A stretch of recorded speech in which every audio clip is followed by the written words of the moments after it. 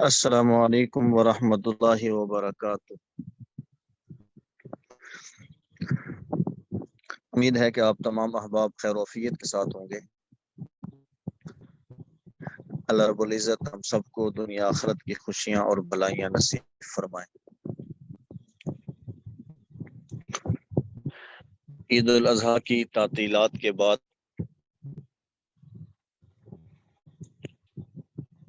آج ہمارا پہلا سبق ہے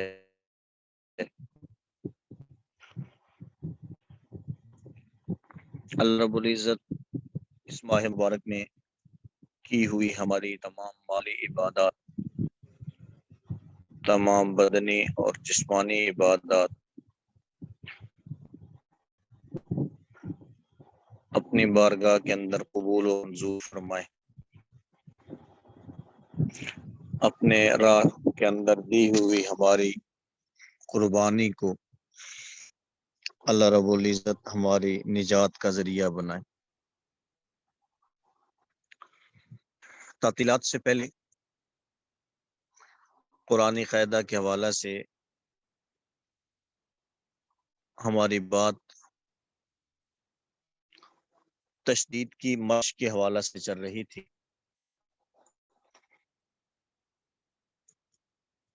میں سبق شروع کرنے سے پہلے خلاصتاً ایک مرتبہ آپ تمام حضرات کی خدمت میں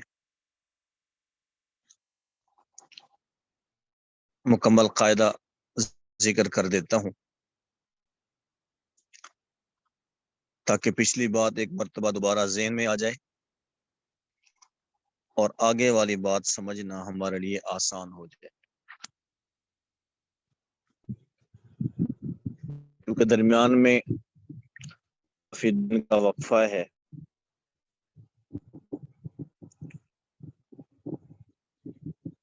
اس لیے میں چاہتا ہوں کہ ایک مرتبہ دہرائی ہو جائے تاکہ پیچھے والے اسباق کے ساتھ ہمارا ربط اور تعلق برقرار رہے۔ قرآن قاعدہ میں ہم نے پہلی 3 تختیاں، تختی نمبر 1 مفردات، تختی نمبر 2 مرکبات اور تختی نمبر 3 حروف مقطعات پر مشتمل حروف کی پہچان کے حوالہ سے، حروف کی ادائیگی کے حوالہ سے، حروف کی مختلف اشکال کے حوالہ سے، مختلف شکلوں کے حوالہ سے جو قرآن کریم کے اندر مختلف مقامات پر موجود ہیں، اس کی مشق، اس کی ادائیگی، اس کی دہرائی، اس کی پہچان سیکھی اور پڑھی ہے۔ پھر تختی نمبر 4 میں حرکات کے متعلق حرکات 3 ان 3 کو حرکات کہا جاتا ہے۔ زبر ترچھی لکیر جو حرف کے اوپر ہوتی ہے، زید ترچھی لکیر جو حرف کے نیچے ہوتی ہے، اور پیش مڑا ہوا جو حرف کے اوپر ہوتا ہے۔ حرکات کے حوالے سے نہ ہم نے ان کو لمبا کرنا ہے اور نہ ہم نے ان کو جھٹکے کے ساتھ پڑھنا ہے۔ اگر لمبا کریں گے تو یہ حروف بن جائیں گے، اس لیے اس بات کا ہم نے حروف کے حرکات کی ادائیگی میں خیال رکھنا ہے۔ پھر اس کے بعد تختی نمبر 5 تنوین کے حوالے سے ہے۔ 2 زبر 2 زیر 2 پیش کو تنوین کہتے ہیں، اور تنوین کی ادائیگی غنہ کے ساتھ ہوتی ہے، البتہ اگر تنوین کے بعد حروف حلقی میں سے کوئی حرف آ جائے یا لام اور را میں سے کوئی حرف آ جائے تو اس کے اندر غنہ نہیں ہوتا۔ غنہ کہا جاتا ہے آواز ناک میں چھپانے کا، اس کی مقدار 1 الف کے برابر ہے۔ پھر اس کے بعد تختی نمبر 6 میں حرکات کی اور تنوین کی مشق ہے، اور اس کے اندر ہم نے وقف کے 3 اقسام: وقف بالسکون ساکن حرف پر وقف کرنا، وقف بالاسکان حرف کو ساکن کر کے وقف کرنا، اور وقف بالابدال 2 زبر کی تنوین وقف کی حالت میں الف سے بدل جاتی ہے، اور کسی کلمہ کے آخر میں گول تا ہو تو وقف کی حالت میں وہ ہا سے بدل جاتی ہے۔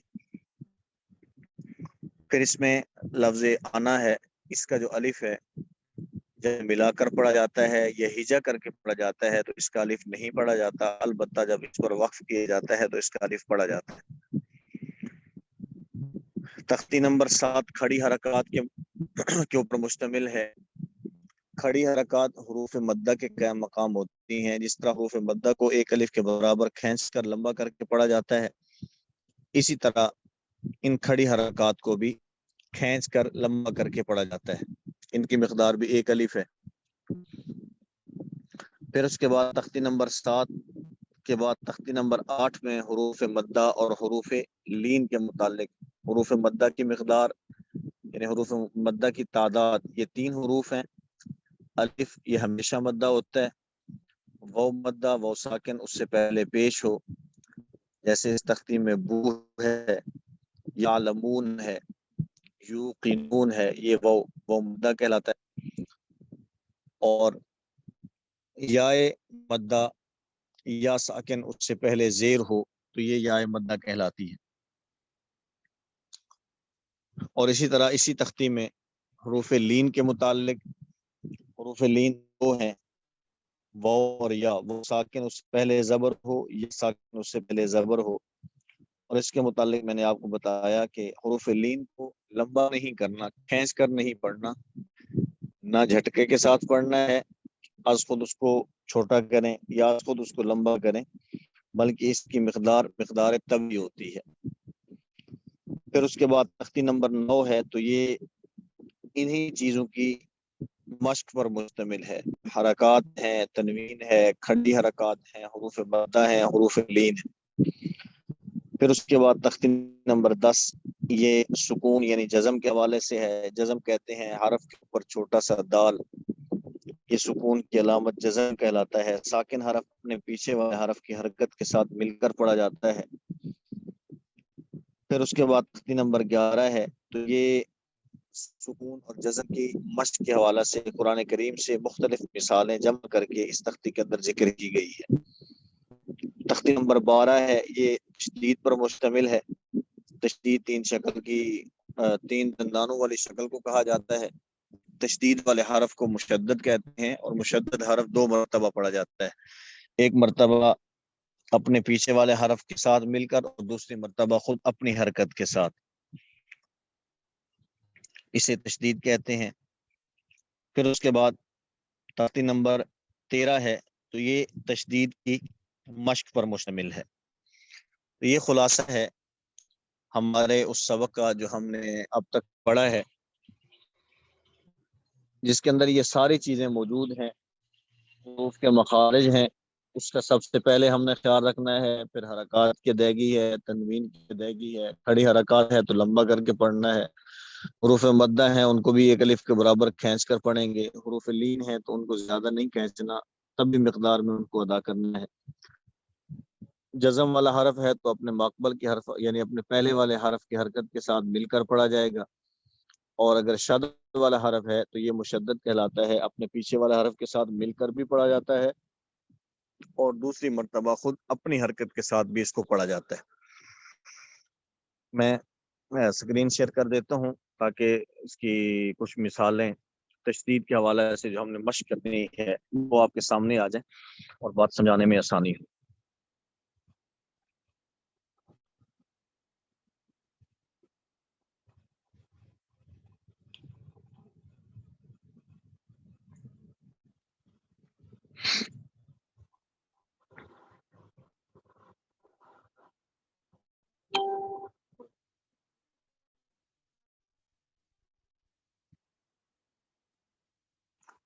یہ تختی نمبر 13 ہے، مشق تشدید، یعنی اس میں تشدید مشق ہے۔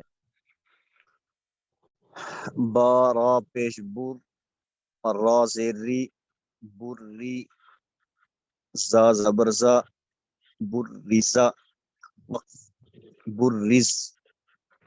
اس میں آپ دیکھیں را، اس کو سبز نہیں لکھا گیا، گرین نہیں لکھا گیا، اس کو بلیک اور کالے رنگ کا لکھا گیا ہے، یہ بتانے کے لیے کہ اس کو ہم نے باریک پڑھنا ہے، موٹا نہیں پڑھنا، کیونکہ را کے متعلق ہم یہ قاعدہ پڑھ چکے ہیں اگر اس کے اوپر فتح یا ضمہ یعنی زبر یا پیش آ جائے تو اس کو پڑھا جاتا ہے، موٹا پڑھا جاتا ہے، اور اگر کسرہ اور زیر آ جائے تو اس کو باریک پڑھتے ہیں۔ بریزا، ہا صاد پیش حس، صاد زیر سی، سی، لام زبر لا، حصیلا، وقف حصل، صاد دال زبر صاد دال زبر دا، صاد دا، قاف زبر قا، صاد دا قا۔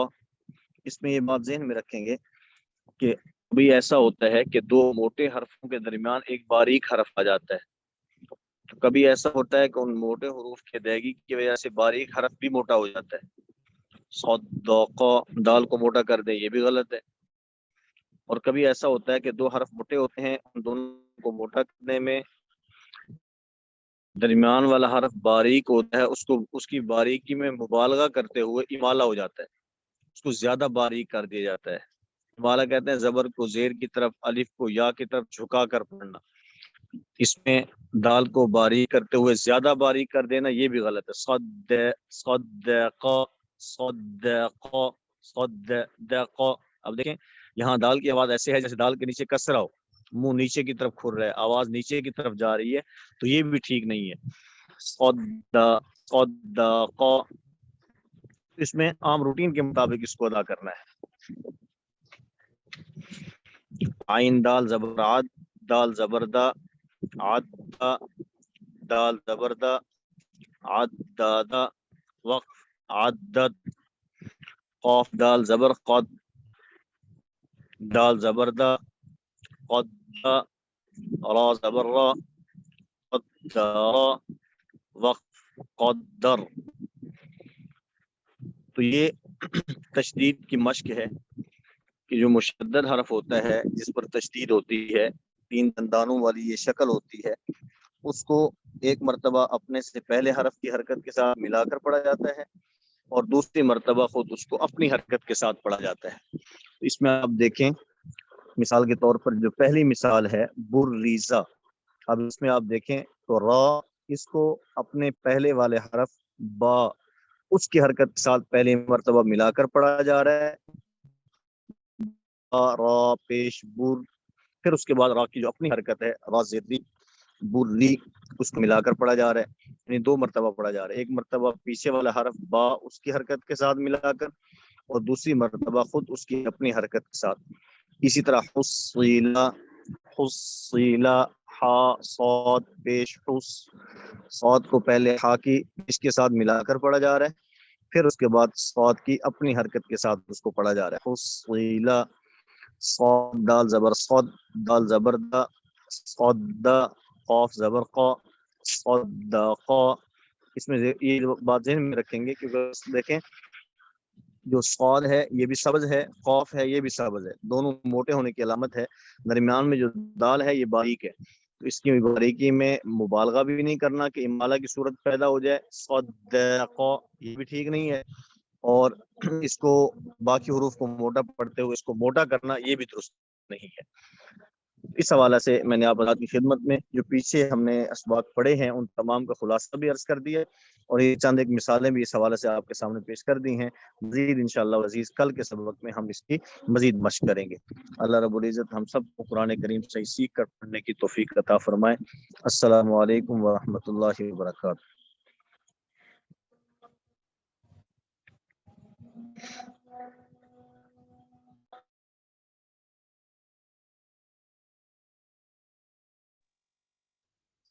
السلام علیکم ورحمۃ اللہ وبرکاتہ۔ عزیز طلبہ کرام، کیسے ہیں آپ سب لوگ؟ امید ہے انشاءاللہ خیر و عافیت سے ہوں گے۔ عید بھی اللہ کے فضل سے صحیح گزر گئی ہوگی انشاءاللہ۔ اللہ تعالیٰ اسی طرح خوشیوں والی، عافیت والی، امن والی بہت ساری عیدیں دیکھنا نصیب فرمائے۔ اللہ رب العزت ساری عبادات قبول فرمائے۔ جنہوں نے قربانی کی ہے اللہ تعالیٰ ان کی قربانی کو قبول فرمائے۔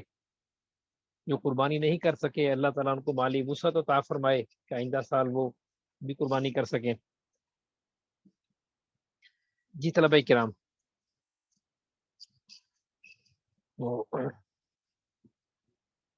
ہمارے 2-3 اسباق باقی رہ گئے ہیں، इंशाअल्लाह ताला इस हफ्ते में और इम्तिहान से पहले एक मरतबा हम इंशाअल्लाह अपनी पूरी ग्रामर सर्फ और नहव के तमाम असबाब को इंशाअल्लाह रिपीट भी करेंगे इंशाअल्लाह। सुम्मा इंशाअल्लाह जो चीज़ें समझ आने से रह गई थी जब हम रिपीट करेंगे तो इंशाअल्लाह अल्लाह के फजल से उम्मीद है कि वो चीज़ें दोबारा क्लियर हो जाएंगी इंशाअल्लाह जी। ठीक है जी, चलें सबक शुरू करते हैं। तो गुज़िश्ता सबक में हमने इल्मु नहव पढ़ते हुए, इल्मु नहव में हमने, आपको याद है कि हमने मुरक्कब की बात की थी। मुरक्कब किसे कहते हैं? दो या दो से अल्फाज का जो मजमुआ है वो मुरक्कब कहलाता है। मुफरद का माना है एक या अकेला, और मुरक्कब का माना क्या है? दो या दो से ज्यादा चीजों का जो मजमुआ है वो मुरक्कब कहलाता है। ठीक है जी, बिल्कुल आसान है। देख लें, इसको एक बार फिर रिपीट कर लेते हैं। जैसे लफ्ज है दीन, दीनुन, इसका माना है दीन। और एक और लफ्ज है लफ्ज अल्लाह, लफ्ज अल्लाह। इनको अगर हम मिलाकर लिखें तो बनता है दीनुल्लाही। ठीक है जी, क्या बनता है? दीनुल्लाही, अल्लाह ताला का दीन। ये मुरक्कब बनेगा, ये कहलाता है मुरक्कब। कोई भी हो, दो या दो से ज्यादा अल्फाज का मजमुआ मुरक्कब कहलाता है। दो या दो से ज्यादा अल्फाज का मजमुआ मुरक्कब कहलाता है। और हमने ये भी पढ़ लिया था कि मुरक्कब की दो किस्में होती हैं। एक को कहते हैं मुरक्कब मुफीद, मुरक्कब मुफीद नंबर एक ये किस्म होती है। और दूसरी किस्म हमने पढ़ ली थी मुरक्कब गैर मुफीद। दूसरी किस्म ये है जी मुरक्कब गैर मुफीद। अच्छा, मुरक्कब मुफीद क्या होता है? हमने पढ़ लिया था, मुरक्कब मुफीद पूरा जुमला होता है। मुरक्कब मुफीद पूरा जुमला होता है, पूरा सेंटेंस, पूरा जुमला जिसमें बात पूरी हो जाए कहते हैं मुरक्कब मुफीद। और जिसमें बात पूरी ना हो, जुमला पूरा ना हो, सेंटेंस पूरा ना हो, उसको कहते हैं मुरक्कब गैर मुफीद। ठीक है जी, जैसे हमने पढ़ा था ना, एक है देखें जा राजुलुन, कुरान करीम की आयत का एक टुकड़ा है, जा राजुलुन, आदमी आया। ये पूरा जुमला है, पूरा सेंटेंस है, पूरी बात है। इसको कहते हैं मुरक्कब मुफीद। इसे क्या कहते हैं? मुरक्कब मुफीद भी कहते हैं, जुमला भी कहते हैं, इंग्लिश में इसको सेंटेंस भी कहते हैं। ठीक है जी। अच्छा, मसलन मैं लिखता हूं, एक और लफ्ज है, मैं लिखता हूं बिस्मी।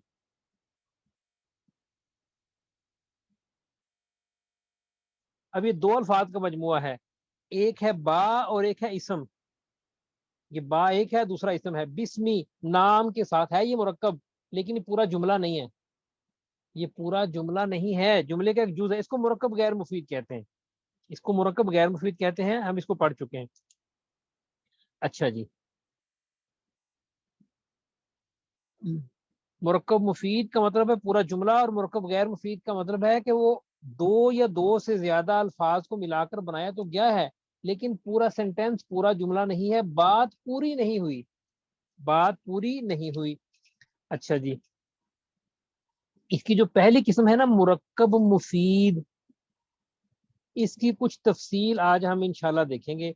मुरक्कब मुफीद, मुरक्कब मुफीद को जुमला भी कहते हैं, पूरा जुमला। ठीक है जी, इसको कलाम भी कहते हैं, ये सारे इसी के नाम है। इंग्लिश में इसको सेंटेंस कहते हैं, मुरक्कब मुफीद या जुमला या कलाम। इसकी कुछ तफसील आज हमने पढ़नी है इंशाल्लाह। अच्छा जी, देखिए तलबा इकराम, मैं दो जुमले लिखता हूँ। पहला जुमला है, चलें इसको,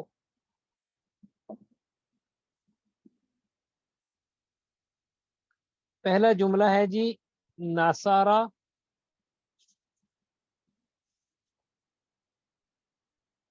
राजुलुन। ये पूरा एक जुमला है, नसारा राजुलुन पूरा एक जुमला है। अच्छा आप बताएं इसमें नसारा क्या है? कोई तालिब इल्म बताएं नासारा क्या है?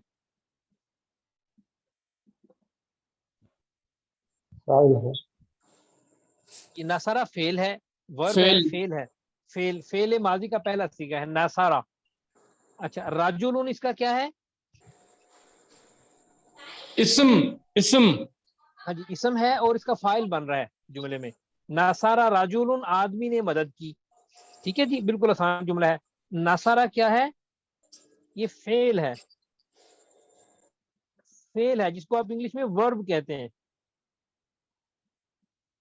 ये वर्ब है। अच्छा जी, मैं एक और जुमला लिखता हूँ। कुरान करीम की आयत है, उसका एक टुकड़ा है, अल्लाहु अहदुन, अल्लाहु अहदुन, अल्लाह एक है।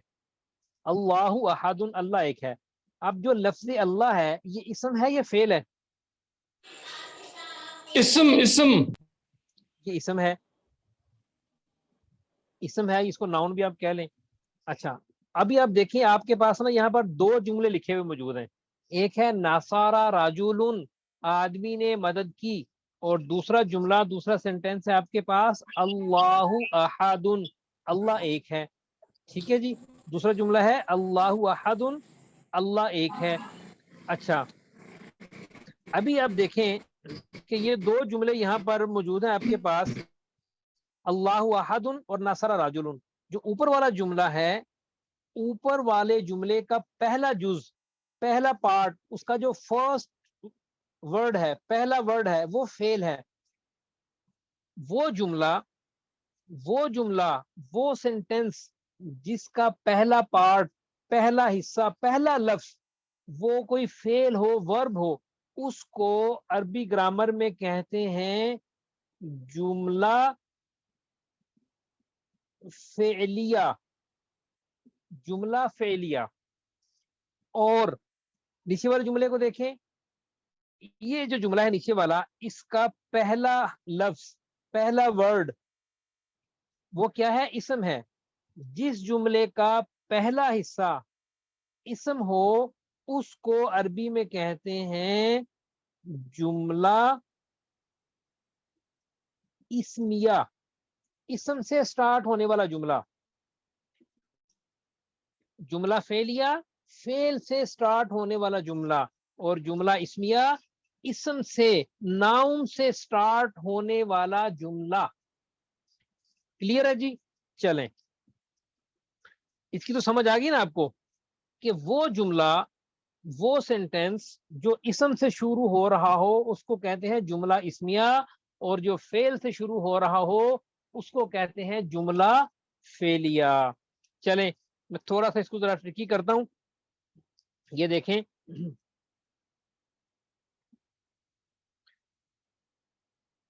जी भाई बकर, मैंने अर्ज किया कि वो जुमला जो इसम से शुरू हो, जिसका पहला हिस्सा इसम हो, उसको जुमला इस्मिया कहते हैं, और जिसका हिस्सा पहला हिस्सा फेल हो, जो फेल से स्टार्ट हो रहा हो, उसको जुमला फेलिया कहते हैं।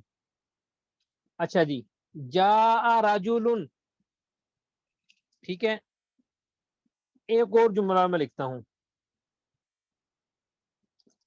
राजुलुन जा। जरा पहले ऊपर आ जाए, जा राजुलुन वाला, ये जो सेंटेंस नंबर 1 है ना, इसको देख लें। जा राजुलुन, जा क्या है? बोलिए, ये लिखकर बताइए, जा क्या है? आया। जा आया, ये इसम है या फेल है? ये बताएं। फेल है। अच्छा, तो ये जुमला क्या होगा? जा राजुलुन का तर्जुमा क्या होगा? फेलिया। जा राजुलुन का तर्जुमा करें, इसका तर्जुमा बताएं, तर्जुमा क्या होगा इसका? कोई शख्स आया या आदमी आया। हाँ जी, एक आदमी आया, ये जुमला फेलिया है, इसको कहेंगे जुमला फेलिया। अच्छा, नीचे वाले को देखें, राजुलुन जा, इसका भी माना वही है, इसका भी माना वही है। राजुलुन जा, फेल पहले फाइल पहले आ गया है, फाइल पहले आ गया है, वर्ब फेल बाद में आ गया है, माना इसका भी वही है, आदमी आया। लेकिन یہ جملہ فعلیہ ہوگا اسمیہ ہوگا؟ اسمیہ. اسمیہ ہوگا، شاباش، کیونکہ اسم سے سٹارٹ ہو رہا ہے، یہ جملہ اسمیہ ہوگا۔ چلیں ہم قرآن کریم کی نا کچھ مثالیں لکھتے ہیں یہاں پر۔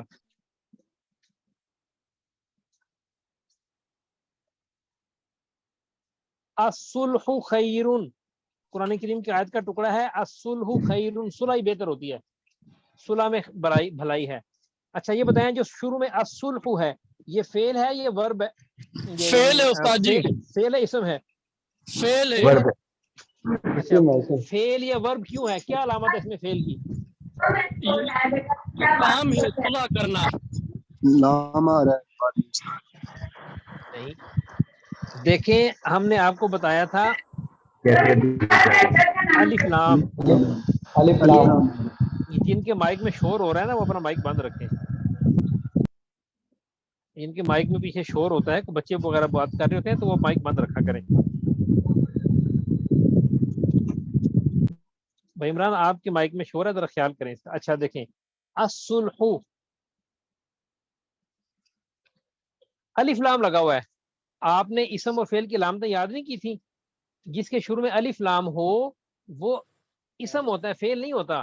الصلح صلح، صلح اچھی چیز ہے، یہ فعل تو تب ہوگا جب عربی زبان میں ہوتا ہے نا صالحہ، عربی زبان میں یہ اس کا فعل یوں بنتا ہے صالحہ، اس نے صلح کی تھی، یہ فعل ماضی ہے، اس میں ماضی کا آئے گا، یا مضارع آتا ہے یصلح، وہ صلح کرتا ہے، یہ دونوں فعل ہیں، وہ الصلح فعل نہیں ہے بھائی، وہ تو ورب ہے، وہ تو کیا کہتے ہیں وہ، سوری وہ فعل اور ورب نہیں ہے، وہ تو اسم ہے، ناؤن ہے، اس میں الف لام لگا ہوا ہے۔ اچھا الصلح خیر، صلح اچھی چیز ہے، یہ کون سا جملہ ہوگا، اسمیہ یا فعلیہ؟ اسمیہ. جملہ اسمیہ، بالکل ٹھیک ہے، یہ جملہ اسمیہ ہوگا۔ اچھا جی قرآن کریم کی ایک اور آیت ہم لکھتے ہیں،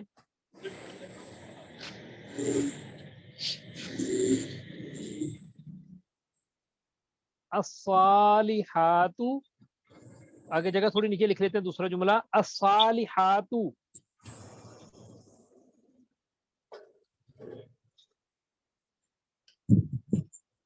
قانتات، الصالحات قانتات۔ اچھا بتائیں الصالحات یہ اسم ہے یا فعل ہے؟ اسم ہے استاد جی. اچھا کون کون سی علامت ہے اس میں اسم ہونے کی؟ الف لام. آ رہا ہے. اچھا ایک نمبر ایک تو الف لام ہے، اور کون سی علامت ہے؟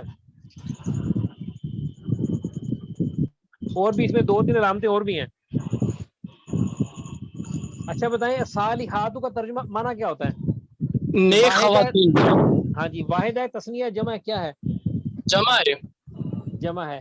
تو آپ دیکھیں نمبر ایک تو یہ اس میں الف لام لگا ہوا ہے، نمبر دو یہ مؤنث ہے، نمبر تین یہ جمع کا صیغہ ہے، تین علامتیں اس میں، مؤنث ہونا یہ بھی اسم کی علامت ہوتی ہے، واحد جی. تثنیہ جمع ہونا یہ بھی مؤنث کی علامت ہوتی ہے۔ اچھا الصالحات نیک عورتیں، نیک خواتین، قانتاتن، قانتاتن قاف کے اوپر دو نقطے ہیں، قانتاتن نیک عورتیں۔ اچھا قاناتا یقنتو کا معنی ہوتا ہے، قنتن کا معنی ہوتا ہے فرما برداری کرنا۔ اب آپ بتائیں قانتاتن کا کیا معنی ہوگا؟ یہ واحد ہے، تثنیہ جمع کیا ہے، مذکر ہے مؤنث ہے، کیا ہے؟ مؤنث ہے استاد جی. مؤنث ہے، بالکل، ہم نے آپ کو بتا دیا تھا نا جس کے آخر میں یہ الف تا آتا ہے نا آتن، یہ مؤنث کی علامت ہوتی ہے، جمع مؤنث کی۔ اچھا جی قانتاتن کا معنی ہوتا ہے فرما بردار، الصالحات قانتات نیک عورتیں فرما بردار ہوتی ہیں، نیک عورتیں فرما بردار ہوتی ہیں۔ ٹھیک ہے جی، یہ بھی جملہ کون سا ہوگا؟ اسمیہ، کیونکہ یہ اسم ہے، الصالحات اسم ہے نا تو یہ جملہ اسمیہ ہوگا۔ ٹھیک ہے جی طلبہ کرام۔ اچھا آگے دیکھیں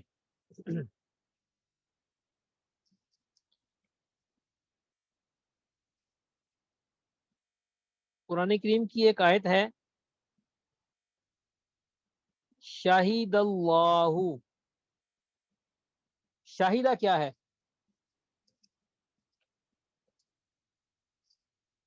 شاہد اللہ، جی میں نے غلط لکھ دیا، شاہد اللہ، اللہ تعالیٰ نے گواہی دی، اچھا شاہدہ یہ فعل ماضی ہے. شاہدہ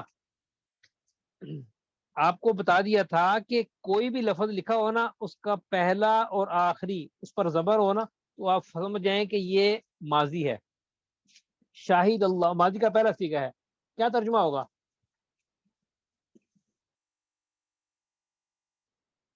اللہ تعالیٰ نے گواہی دی. اللہ تعالیٰ نے گواہی دی. ٹھیک ہے جی. شاہد اللہ قرآن کریم کی ایک لمبی آیت ہے اس کا ٹکڑا ہے. شاہد اللہ انہ لا الہ الا ہو. اللہ تعالیٰ خود گواہی دیتے ہیں کہ اللہ کے علاوہ کوئی معبود نہیں. یہ جملہ فعلیہ ہوگا کیونکہ اس کے شروع میں فعل آ گیا. اس کے شروع میں فعل آ گیا. اچھا جی چلیں ایک میں لکھتا ہوں جملہ, اس کا ترجمہ آپ لوگ کریں گے, میں نے نہیں کرنا. غلط ہو گیا. اوپر. اچھا جی کاریہا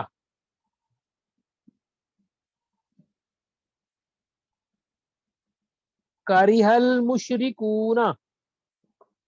کاریہل مشرکون یوں بنتا ہے کاریہل مشرکون. اب یہ بتائیں جو شروع میں لفظ کاریہا ہے اس کا کیا معنی ہوتا ہے؟ ناپسند کیا. ناپسند کرنا. بالکل ٹھیک ہے شاباش. ناپسند کیا یہ فعل ماضی کا پہلا صیغہ ہے. ناپسند کیا. المشرکون یہ اس کا فاعل بن رہا ہے. مشرکون یہ واحد ہے, تثنیہ ہے, جمع کیا ہے؟ جمع. کس کی جمع ہے؟ مؤنث کی استاد جی. نہیں مونس کی نہیں ہے. کاریہل مشرکون مذکر مشرکون کی جمع ہے نا. مشرک کا معنی ایک مشرک, مشرکانی دو مشرک, مصدر کی جمع. مشرکون سب مشرک. ٹھیک ہے جی. کاریہل مشرکون کیا ترجمہ ہوگا؟ مشرکین نے ناپسند کیا. مشرکین نے ناپسند کیا. ٹھیک ہے جی. اچھا اچھا جی ایک چیز اور دیکھ لیجئے, ایک چیز کو اور دیکھ لیجئے طلبہ کرام کہ لفظ کی تین قسمیں آپ نے پڑھی تھی نا, اسم فعل اور حرف. اسم فعل اور حرف. یہ جو حرف ہے نا یہ ہماری بحث سے خارج ہے. ہم جملہ اسمیہ اور فعلیہ ہوتا ہے, جملہ حرفیہ کوئی نہیں ہوتا. جو جملہ کسی حرف سے شروع ہوا نا اس کو جملہ حرفیہ نہیں کہتے, بلکہ دیکھتے ہیں کہ حرف کے بعد کون سا لفظ آیا ہے. حرف کے بعد اسم آ رہا ہے یا فعل آ رہا ہے, اسی کے مطابق فیصلہ ہوگا. ایک آیت کو دیکھنے قرآن کریم کی. قرآن کریم کی آیت ہے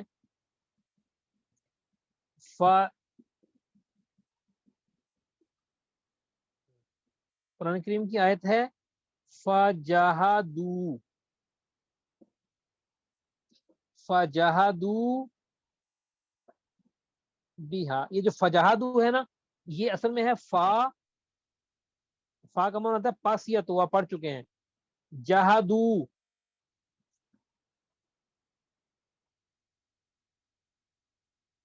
یوں ہے جہادو. اب آپ بتائیں جہادو کون سا صیغہ ہے؟ پہلے صیغہ بتائیں, ترجمہ پھر بعد میں کرتے ہیں. کون سے نمبر کا صیغہ ہے؟ گردان نہیں یاد آپ کو؟ ماضی. نہیں ماضی تو ہے. ماضی کا کون سا صیغہ ہے؟ واحد ہے, تسنیہ جمع. تیسرے نمبر صیغہ ہے نصارا. جمع. نصارا نصرو. جہاد کا معنی جمع ہے. جہاد کا کیا معنی ہوتا ہے؟ انکار کرنا. جی بالکل ٹھیک ہے, جمع صیغہ. اب آپ بتائیں جہادو کا کیا ترجمہ ہوگا؟ جہاد کا معنی ہوتا ہے انکار کرنا. ان سب مردوں نے انکار کیا. ان سب مردوں نے انکار کیا. بادل کا معنی ہوتا ہے ہا اس چیز کا. فجاہدوا بہا ان سب مردوں نے اس چیز کا انکار کر دیا. فجاہدوا بہا فا کا معنی ہے تو یا پس. ٹھیک ہے جی. فجاہدوا بہا تو ان سب مردوں نے اس کا انکار کر دیا. یہ تو اس کا ترجمہ ہو گیا. اچھا اب آپ بتائیں کہ یہ جملہ اسمیہ ہوگا, فعلیہ ہوگا, کیا ہوگا؟ یہ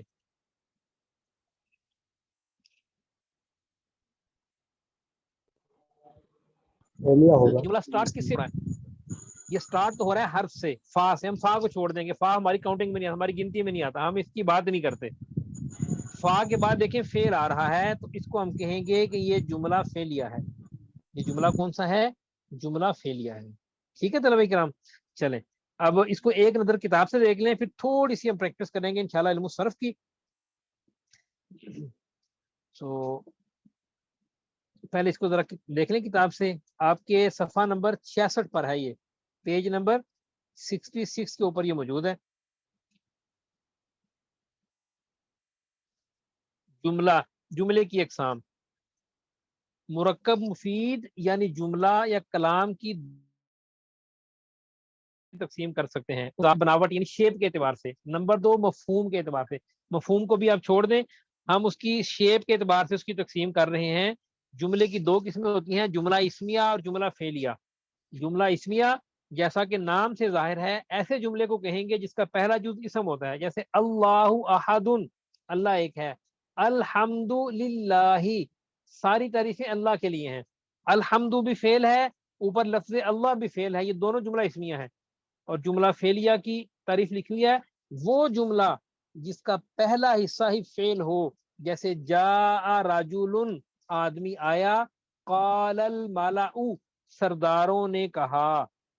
नीचे जुमला इस्मिया और फेलिया की कुछ पुरानी मिसालें दी हुई हैं, आप इनको खुद देखें और इनको समझें और इनका तर्जुमा भी देखें, ये आपने खुद करना है। ठीक है जी, जुमला फेलिया और इसमें मुश्किल तो नहीं है ना, तो मुश्किल ऐसी चीज तो नहीं है ना जो आपको समझ। अच्छा जी तलबा इकराम, अब ना एक चीज और देख लें। फेले माजी की गर्दानों के हवाले से आप हजरात की खिदमत में बार बार गुजारिश की है कि गर्दानों को अच्छी तरह याद करें। ठीक है, माजी की गर्दान की 4 किस्में बनती हैं। नासारा, फेले माजी मारूफ, उसने मदद की, और ये अगर पैसे वाइस में जाए, मजहूल में जाए, तो इसका वजन बनता है नुसीरा। ठीक है जी। और नंबर 3, नासारा के शुरू में मा लगा दें तो ये माजी मनफी मारूफ बन जाता है, मा नासारा, उसने मदद नहीं की। और नुसीरा के शुरू में मा लगा देते हैं, मा नुसीरा, उसने, उसकी मदद नहीं की गई। ये 4 गर्दानें आपने अच्छी तरह याद करनी है। पैटर्न सेम है, हर गर्दान के आखिर में उसी तरह की शक्लें आती हैं, उसी तरह के अल्फाज का इजाफा और एडिशन होती है जो नासारा में है। नासारा नासारा, नासारू नासारत, नुसीरा नुसीरा, नुसीरू नुसीरत, सेम है, कोई फर्क नहीं है। ये गर्दानें आपने याद करनी है। ठीक है जी, चलें अभी ना थोड़ी सी हम प्रैक्टिस करते हैं। मुझे बताएं कि इसका क्या तर्जुमा है, ज़ालामू का क्या तर्जुमा है, बोले। उन सब मर्दों ने जुल्म किया। अच्छा जी, ज़ुलिमू का क्या तर्जुमा है, उन सब मर्दों पर जुल्म किया गया। उन सब मर्दों पर जुल्म किया गया। ये जिस भाई के माइक के पीछे बच्चे बोल रहे हैं उनसे गुजारिश है कि ख्याल करें, बार बार कहना अच्छा नहीं लगता। ये आखिर में जो वाव है ना, वाव ये निशानी है तीसरे सीगे की। जुलिमा जुलिमा जुलिमू, उन सब मर्दों की मदद की गई। ठीक है जी, उन सब मर्दों पर जुल्म किया गया। अब आप बताएं, मैं लफ्ज लिखता हूं नसरतु, क्या तर्जुमा, बोले क्या तर्जुमा है। हम सब मर्दों ने मदद की। नहीं, नसरतु ये सेकंड लास्ट सीगा है, मैंने मदद की, मैंने मदद की। मैंने मदद की। तलबा किराम, गर्दान में थोड़ी सी कमी महसूस हो रही है, गर्दानों को अच्छी तरह याद करें, ये बुनियाद है। देखें, फेले माजी की 1,00,000 गर्दानें भी आप याद करेंगे ना, अगर हर गर्दान का पैटर्न यही होगा, हर गर्दान का पैटर्न यही होगा। जैसे होता है नासारा, नासारा के बाद आता है नासारा, फिर आता है नासारू, फिर क्या आता है नसरत, नसरता, नसरना, नसरता, नसरतुमा। ये सिर्फ हम आखिर वाला हिस्सा देख रहा, यहाँ लिख रहा हूँ, शुरू वाला नून सात रात वही रहेगा। वो नसारा हो, वो शारिबा हो, वो जाराबा हो, वो वही रहेगा। आखिर में चीजें बदलती हैं, तुमा, तुम। ठीक है जी, नसर ती, नसर तुमा, नसर सुनना। तुन्ना, नसर तू, नसर ना। नाम से लिखिए ना, आ उ फिर ता और ना, ता तुमा तुम, ती तुमा तुन्ना, तू और ना, یہ علامتیں سیم رہیں گی طلبہ کرام. آپ 1,00,000 گردانیں بھی یاد کر لینا ماضی کی, ہر گردان کا پیٹرن یہی ہوگا. شروع کے 3 حروف وہی ہوں گے جو اصل میں ہوتے ہیں, وہ ناصرہ ہو, وہ زارابہ ہو, وہ شاربہ ہو, وہ آکالہ ہو, آخر میں تبدیل ہوگی بس. یہ تا تما تم, تی تما تنا, تو نا, یہی تبدیل ہوں گے, شروع میں سب سیم رہتا ہے. ٹھیک ہے جی, ان کو آپ جب یاد کریں گے, بار بار دہرائیں گے, تو آپ کے ذہن میں چیزیں بیٹھ جائیں گی. اچھا, ابھی عید گزری ہے, ہم سب نے گوشت کھایا ماشاءاللہ پیٹ بھر کے, اللہ تعالیٰ کی طرف سے دعوت تھی. اچھا جی دیکھیں, عقل کا معنی ہوتا ہے کھانا, الف کاف لام عقلن, اس کا معنی ہوتا ہے عربی زبان میں کھانا. اچھا مجھے بتائیں, یہ میں ایک جملہ لکھتا ہوں, یہ ایک لفظ لکھتا ہوں, یہ لفظ آپ نے شاید پہلے کہیں پڑھا نہیں ہے, لیکن اس کا ترجمہ آپ کر سکتے ہیں اگر آپ کو گردان آتی ہے. عقل تم کا کیا معنی ہوگا؟ عقل تم, میں نے کھایا. کیا نہیں بھائی, عقل تم, ہم نے کھایا. یا میرے اللہ, تم سب سے تو مردوں نے کھایا. تم کا معنی تو تم ہی ہوتا ہے, عقل تم سب نے کھایا. اچھا,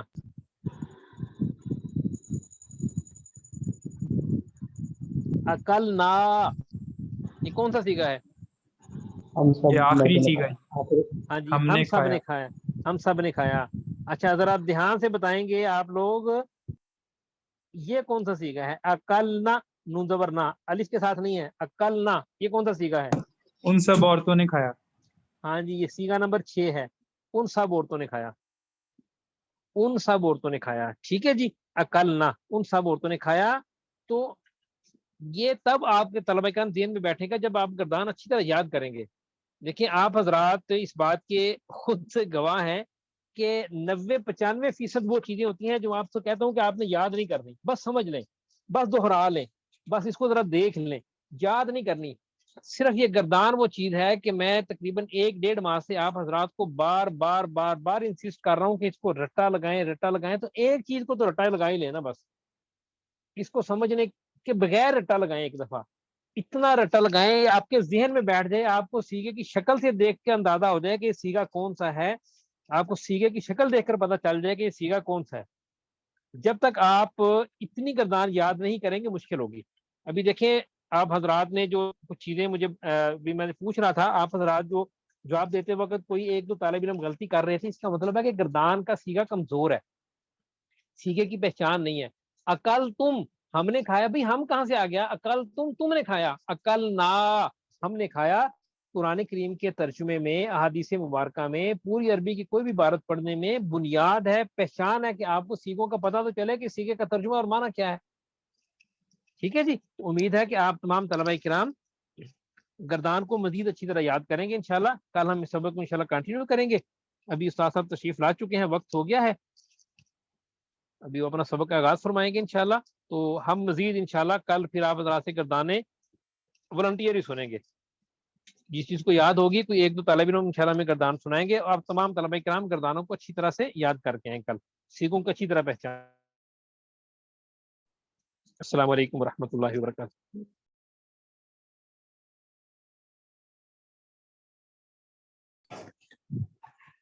السلام علیکم ورحمۃ اللہ وبرکاتہ.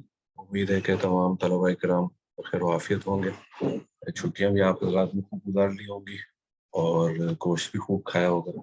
تو ابھی جو ہے نا کمر کس لیں. امید یہ ہے کہ آپ حضرات نے اسباق کا بھی کچھ نہ کچھ مطالعہ ضرور کیا ہوگا, بہت زیادہ نہیں لیکن کچھ نہ کچھ ضرور کیا ہوگا.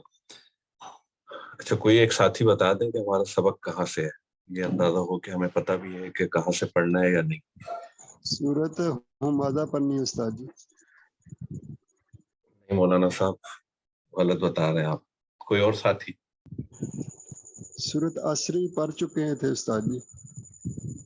نہیں, سورۃ العصر ہم نے نہیں پڑھی تھی. سورۃ العصر سے ہمارا سبق ہے. آج انشاءاللہ ہم سورۃ العصر سے پڑھیں گے.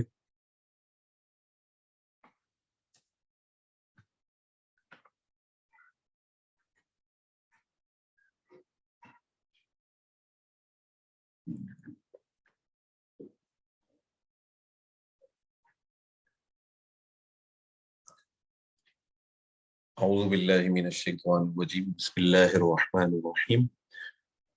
والعصر, قسم ہے زمانے کی، واو یہاں پر کسریہ ہے، قسمیہ ہے، اور عصر کا مطلب ہے زمانہ۔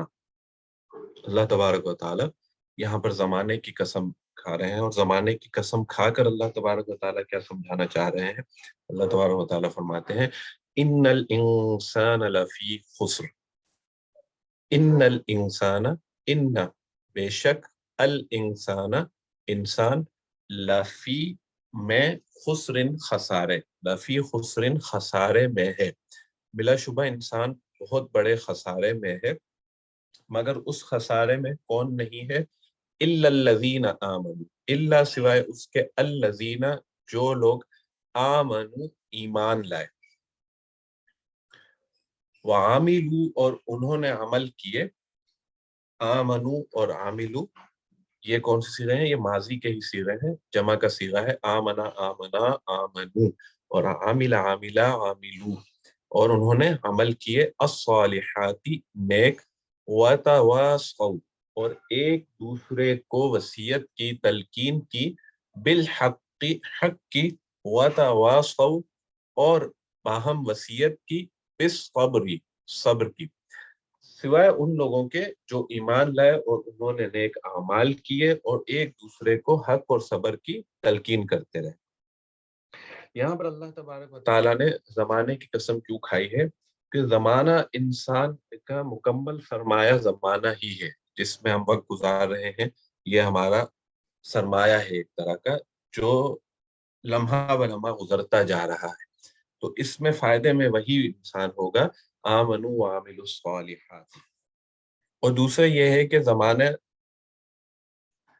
یہاں پر امام شافعی رحمۃ اللہ علیہ فرماتے ہیں اس سورۃ العصر کے بارے میں کہ اگر لوگ جو ہے وہ اسی صورت میں تدبر و تفکر اور غور کر لیں اور اس کو پڑھ لیں تو یہ صورت دین اور دنیا کی، دین اور دنیا دونوں کی درستگی کے لیے کافی ہو جائے گی۔ تو اس میں آپ دیکھیں اللہ تبارک و تعالیٰ نے چند آیتوں میں مکمل خلاصہ اللہ تبارک و تعالیٰ نے بیان فرما دیا ہے۔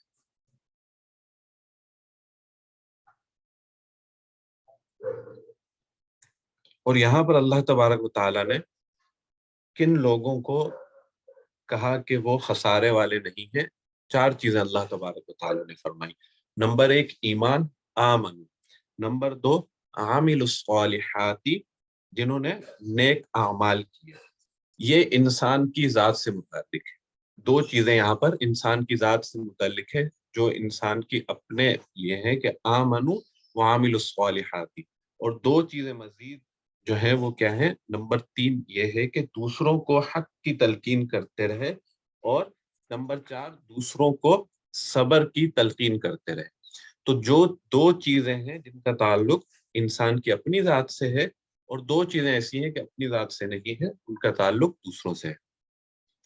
یہاں پر حق سے مراد ایمان اور اعمال صالحہ ہیں، اور صبر سے مراد یہ ہے کہ گناہوں سے بچنا۔ ایک تو گناہوں سے بچنا، اور گناہوں سے بچنے پر انسان کو جو تکلیف اٹھانی پڑتی ہے اس پر جو ہے نا انسان کیا کرے؟ وہ صبر کرے۔ دوسرا یہ کہ امر بالمعروف و نہی عن المنکر کا بھی یہاں پر ذکر آ گیا کہ صرف اور صرف خود نیک اعمال کر لینا کافی نہیں ہے، دوسروں کو بھی اس کی تلقین کرتے رہنا چاہیے، دوسروں کو بھی نصیحت کرتے رہنا چاہیے، اور دوسروں کو بھی نیک اعمال اور آمنو ایمان کی دعوت دیتے رہنا چاہیے۔ اچھا، یہ سورت کے متعلق حضرت شیخ کا ایک بیان آپ کو بآسانی مل جائے گا، مجھے بتائے کہ میں آپ کو لنک بھیج دوں گا، اس میں حضرت نے اس پر بہت ہی تفصیلی گفتگو فرمائی ہے آمنو کے حساب سے بھی، کہ عقائد کے اعتبار سے انسان کے لیے کتنا ضروری ہے کہ جس کا عقیدہ ٹھیک نہ ہو، آمنو وعاملوا الصالحات، اور عمل سنت کے مطابق نہ ہو تو وہ خسارے میں ہے۔ وہ آپ حضرات وقت نکال کر وہ بیان بہت زیادہ تفصیلی نہیں ہے، آدھے گھنٹے کا یا 40 منٹ کا ہوگا، وہ ضرور سن لیجیے گا۔ اگلی سورت ہماری ہے سورۃ الہمزہ۔ بسم اللہ الرحمن الرحیم۔ ویل لکل ہمزۃ لمزہ، ویل خرابی ہے، بربادی ہے، ہلاکت ہے، لکل ہر ایک کے لیے. کون؟ ہمزاتن تانا دینے والے جو تانا زنی کرتے ہیں، لمزہ عیب تلاش کرنے والا یعنی دوسروں میں عیب تلاش کرتے ہیں. ہمزہ اور لمزہ یہ اکثر آپس میں ایک دوسرے کے الفاظ معنی ایک دوسرے کے معنی میں بھی استعمال ہوتے ہیں. غیبت کرنے کے بھی مراد دی جاتی ہے اور آمنے سامنے عیب بیان کرنے والا. ہمزہ سے مراد یہ ہے کہ تانا دینے والا، اور لمزہ عیب تلاش کرنے والا یعنی کہ آمنے سامنے عیب بیان کرنے والا. تو یہاں پر دونوں کے لیے بہت زیادہ خرابی ہے، ہلاکت ہے اور بربادی ہے. کیوں؟ ایک تو یہ ہے کہ غیبت کرنا بہت ہی سخت گناہ ہے. اس کے بارے میں آپ حضرات نے سنا بھی ہوگا اکثر کہ وہ ایسے ہے جیسے مردہ بھائی کا گوشت کھایا جائے، کیونکہ آپ جس انسان کی غیبت کر رہے ہیں اور وہ وہاں پر موجود نہیں ہے، اس کے بارے میں سخت وعید آئی. دوسرا یہ ہے کہ آپ کسی کو سامنے، وہ شخص آپ کے سامنے موجود ہے اور آپ اس میں عیب تلاش کر رہے ہیں، اس پر اشارہ زنی کر رہے ہیں، اس پر تانا زنی کر رہے ہیں، یہ بھی سخت گناہ ہے کہ اس کی آپ توہین کر رہے ہیں. الذی جس جمع کیا، مالن مال، وعددہ اور اسے گن گن کر رکھا. اور کون ہلاکت میں ہے؟ جو مال جمع کرتا ہو اور اسے گن گن کر رکھتا ہو. یہاں پر سورۃ الہمزہ میں 3 گناہ بیان کیے گئے ہیں اور ان پر ہلاکت کی وعید آئی ہے. ایک تو ہمزہ ہو گیا اور ایک لمزہ، وَيْلٌ لِكُلِّ ہمزۃ لمزہ، اور تیسرا جمع مال یعنی کہ جمع مال معددہ، جو بہت زیادہ مال جمع کرتا ہو اور اسے گن گن کر رکھتا ہو. اچھا، اس سے مراد وہ شخص ہرگز نہیں ہوگا کہ ایسا نہ ہو کہ آپ اس سے مراد جو ہے نا کسی بینک کا اکاؤنٹنٹ سمجھ لیں کہ جناب وہ مال جمع کرتا ہے اور اسے گن گن کر رکھتا ہے تو اس کے لیے ہلاکت ہے. یا آپ جو ہے نا کسی خزانچی کو سمجھ لیں کہ اس کے ذمے جو ہے نا وہ مال جمع کرنا رکھا ہوا ہے کسی ادارے وغیرہ کا.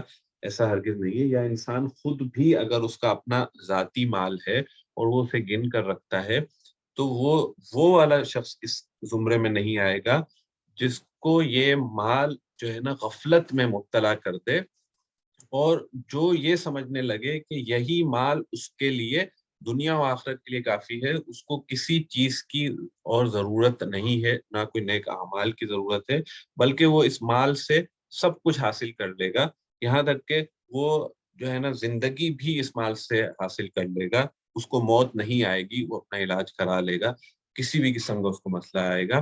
تو یہاں پر وہ شخص ہلاکت میں ہوگا جس کو مال جو ہے وہ دین سے غفلت میں مبتلا کرتے ہیں. دنیا میں بھی اکثر آپ نے ایسے حضرات کی مثالیں سنی ہوگی جو اتنا زیادہ مال جمع کر لیتے ہیں اور اس مال پر ان کو اتنا زیادہ گھمنڈ، غرور اور تکبر ہو جاتا ہے کہ ان کو آخرت کی کوئی فکر ہی نہیں رہتی. وہ سب کچھ اپنے مال کو ہی سمجھنے لگتے ہیں. وہ یہ سمجھتے ہیں کہ وہ اس مال کے ذریعے سے سب کچھ حاصل کر سکتے ہیں، چاہے وہ دنیا ہو، زندگانی ہو یا کچھ بھی ہو. یہاں تک کہ کچھ لوگ اپنے مال سے وہ یہ سمجھتے ہیں کہ ہم اپنی زندگی کو اتنا بڑھا لیں گے، ہم کوئی ایسے جو ہے نا دوائیں وغیرہ استعمال کرنے لگیں گے، ہر چیز کا ہم متبادل اختیار کر لیں گے کہ ہمیں موت بھی نہیں آئے گی. یا یہ ہے کہ ہم آخرت میں بھی جو ہے نا وہ ہم جو ہے نا اس مال سے جو ہے نا وہ سب کچھ حاصل کر لیں گے. ایسا ہرگز نہیں ہے.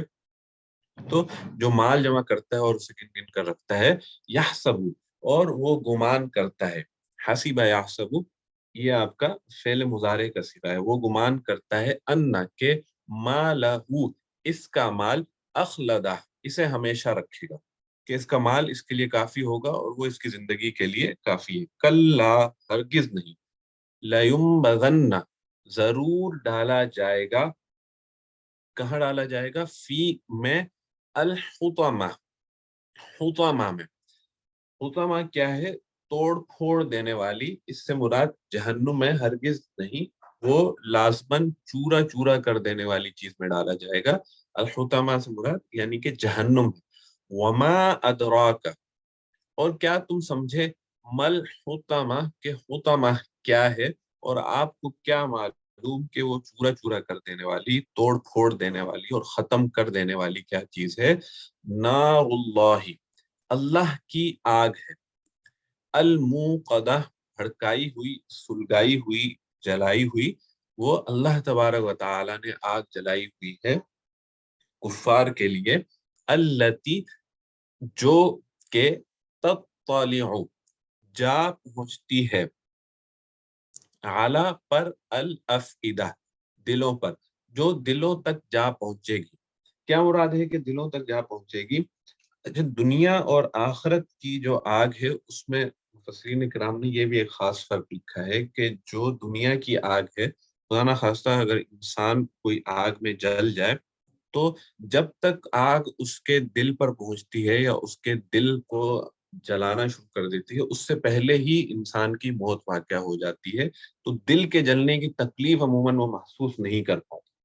لیکن جو جہنم کی آگ ہے، وہ جہنم کی آگ ایسی نہیں ہے کہ اس سے انسان کو موت آ جائے گی، بلکہ وہ تکلیف جو ہے نا وہ مکمل طور پر محسوس کرے گا ایک ایک عضو کے جلنے کی، یہاں تک کہ تطلع علی الافئدہ، جو آگ دلوں تک بھی جا پہنچے گی، اور دل کو جب آگ وہ جلائے گی تو وہ شخص اس کی تکلیف کو بھی محسوس کرے گا۔ اللہ تبارک و تعالی سب کی حفاظت فرمائے۔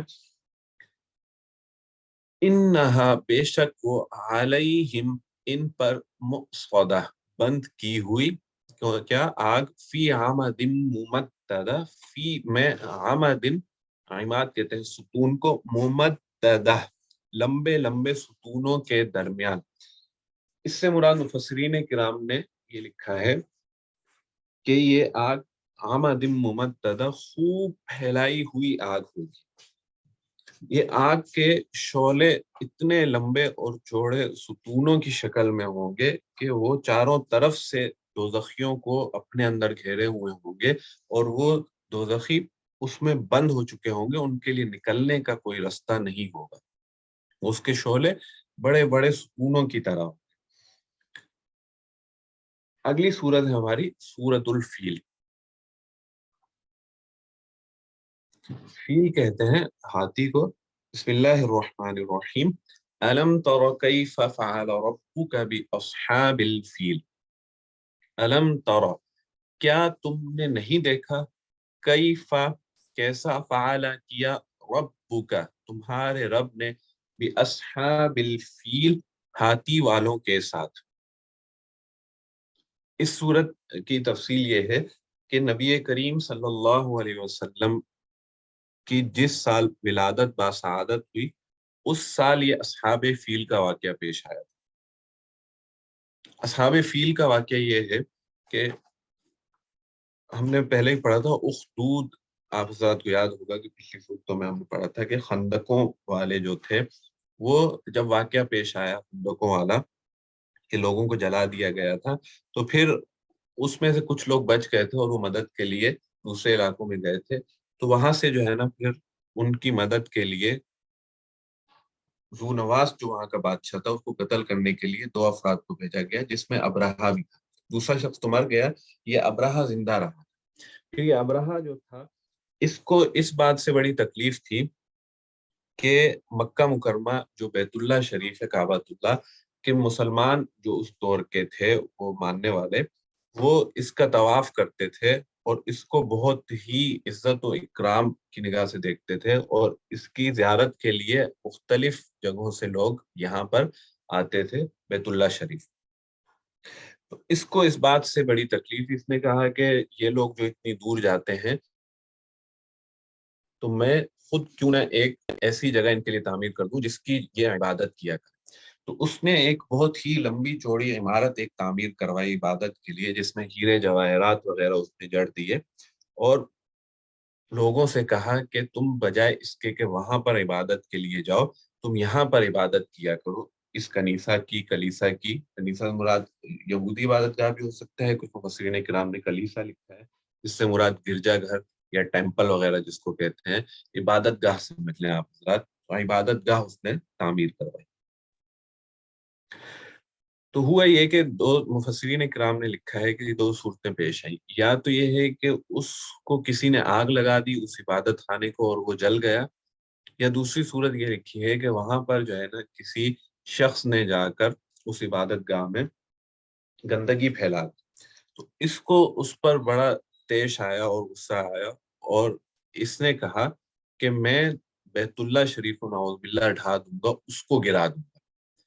تو یہ اس نیت سے وہاں سے روانہ ہوا، اور اس نے پورا ایک لشکر ترتیب دیا جس میں ہاتھی بھی تھے، مختلف تعداد آئی ہے کہ 7 یا 8 ہاتھی تھے، جس میں سے ایک بہت بڑا ہاتھی تھا جس کا نام غالباً محمود تھا، وہ ہاتھی بھی اس میں شامل تھا۔ اسی وجہ سے بھی اصحاب الفیل سے ان کو یاد کیا گیا ہے کہ ہاتھی والوں کے ساتھ اللہ تبارک و تعالیٰ نے کیا کیا۔ وہ وہاں سے روانہ ہوا اور اس نیت سے روانہ ہوا کہ وہ نعوذ باللہ بیت اللہ شریف کو ڈھا دے۔ وہاں سے وہ روانہ ہوا، درمیان میں جو اس دور کے ایمان والے لوگ تھے انہوں نے اس کا مقابلہ کیا، قریباً 2 یا 3 قبیلوں نے اس کا مقابلہ کیا مختلف جگہوں پر، لیکن یہ ان پر غالب آ گیا اور ان کو قیدی وغیرہ بنا لیا اور ان کو مار لیا اور اپنے ساتھ لے کر چلا کہ تمہارے سامنے ہی جو ہے نا کعبۃ اللہ کو میں ڈھاؤں۔ پھر آگے جب یہ ایک مقام پر آیا، جب قریب پہنچ گیا بیت اللہ شریف کے، تو وہاں پر نبی کریم صلی اللہ علیہ وسلم کے جو دادا تھے عبد المطلب، ان کے کچھ اونٹ وغیرہ وہاں پر چل رہے تھے۔ اس نے کیا کیا کہ ان اونٹوں کو اپنے قبضے میں لے لیا، اور پھر اس نے پیغام بھجوایا کہ جاؤ قریش کو جا کر بتا دو کہ میں بیت اللہ شریف کو ڈھانے کے لیے آیا ہوں۔ تو یہ ان کا ایک شخص چلا گیا وہاں پر اور اس سے پوچھا کہ تمہارا سردار کون ہے؟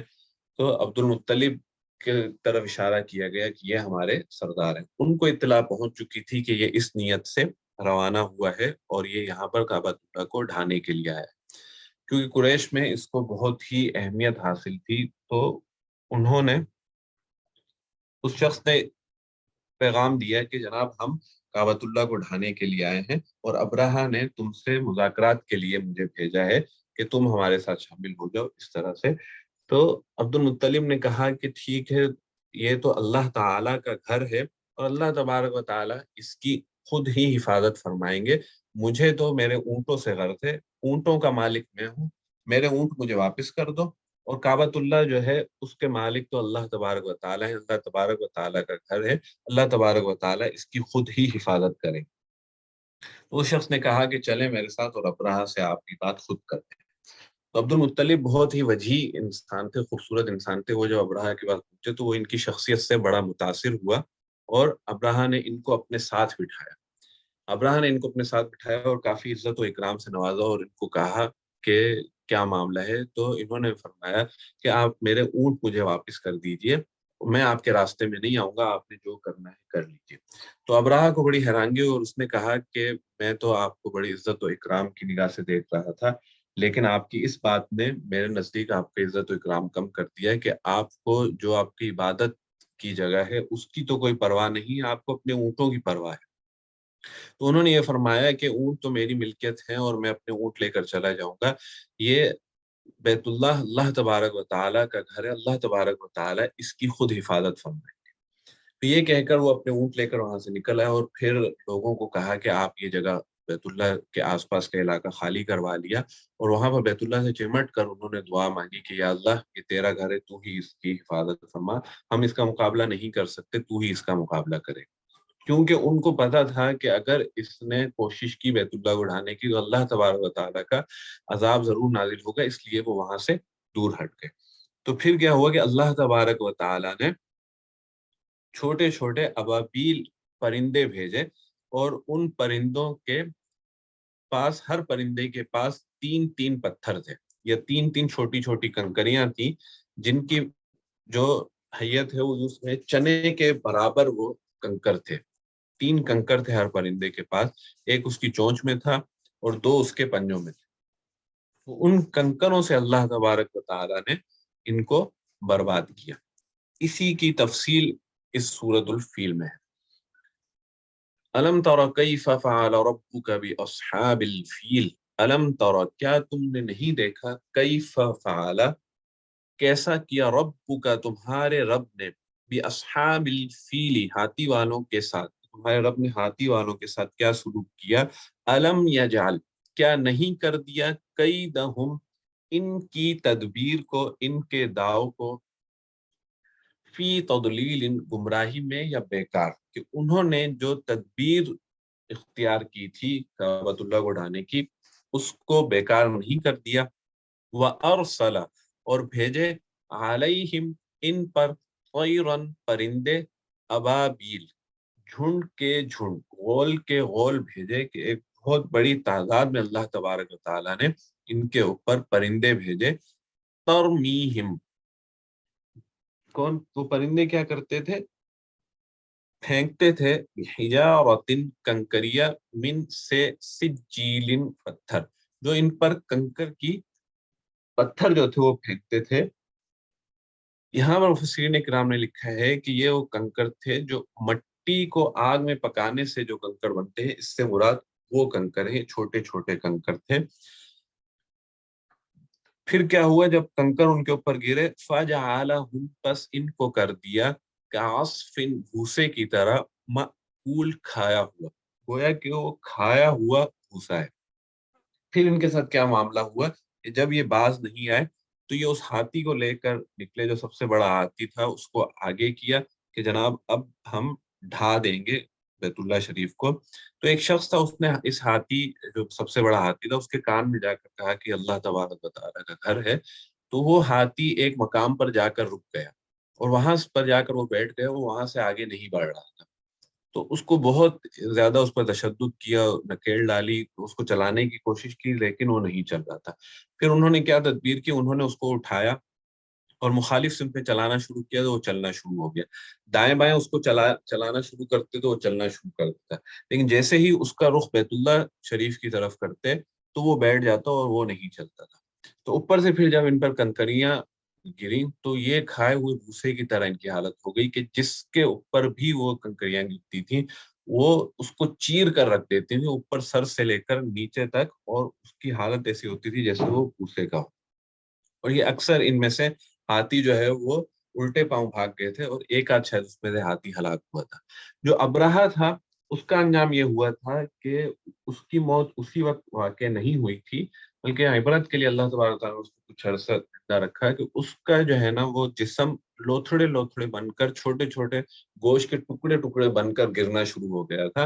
اور ایسا ایک بار موقع آیا تھا کہ وہ بالکل اس کو اللہ تبارک و تعالیٰ نے اسی صورت میں ہلاک کر دیا کہ اس کے جسم کے ٹکڑے بن بن کر گرنا شروع ہو گئے. سورۃ القریش بسم اللہ الرحمن الرحیم. لإیلاف قریش لإیلاف مانوس کرنے کے سبب انسیت یا انس کے سبب قریش قریش کی عادت کی وجہ سے ایلافہم ان کا مانوس کرنا رحلت سفر الشتائی سردی والصیفی اور گرمی یعنی انہیں سردی اور گرمی کے سفر کرنے کی عادت. یہ سورۃ القریش جو ہے کچھ مفسرین نے یہ لکھا ہے کہ یہ سورت اصل میں جو الم تر کیف فعل ربک باصحاب الفیل پچھلی سورت یہ سورۃ الفیل اسی کا تتمہ ہے اسی کا ہی ایک طرح کا حصہ ہے.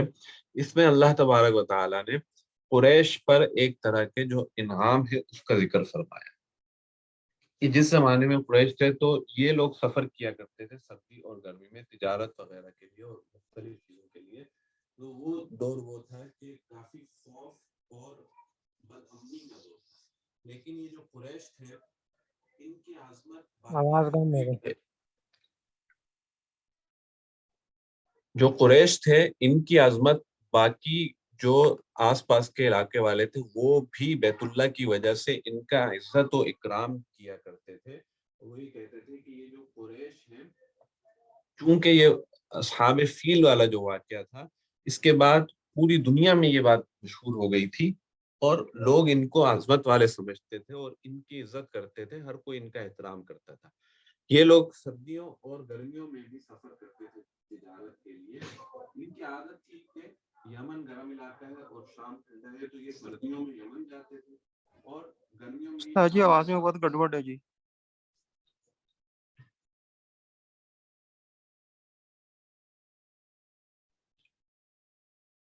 جی اب ٹھیک آ رہی ہے. جی آ رہے تھے.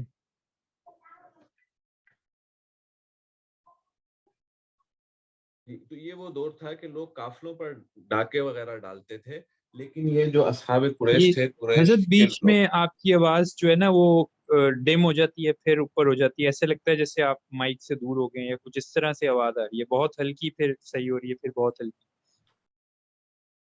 اچھا یہ شاید نیٹ ورک کا کوئی مسئلہ ہوگا. مائک تو بالکل کالر میں ہی لگا ہوا ہوتا ہے.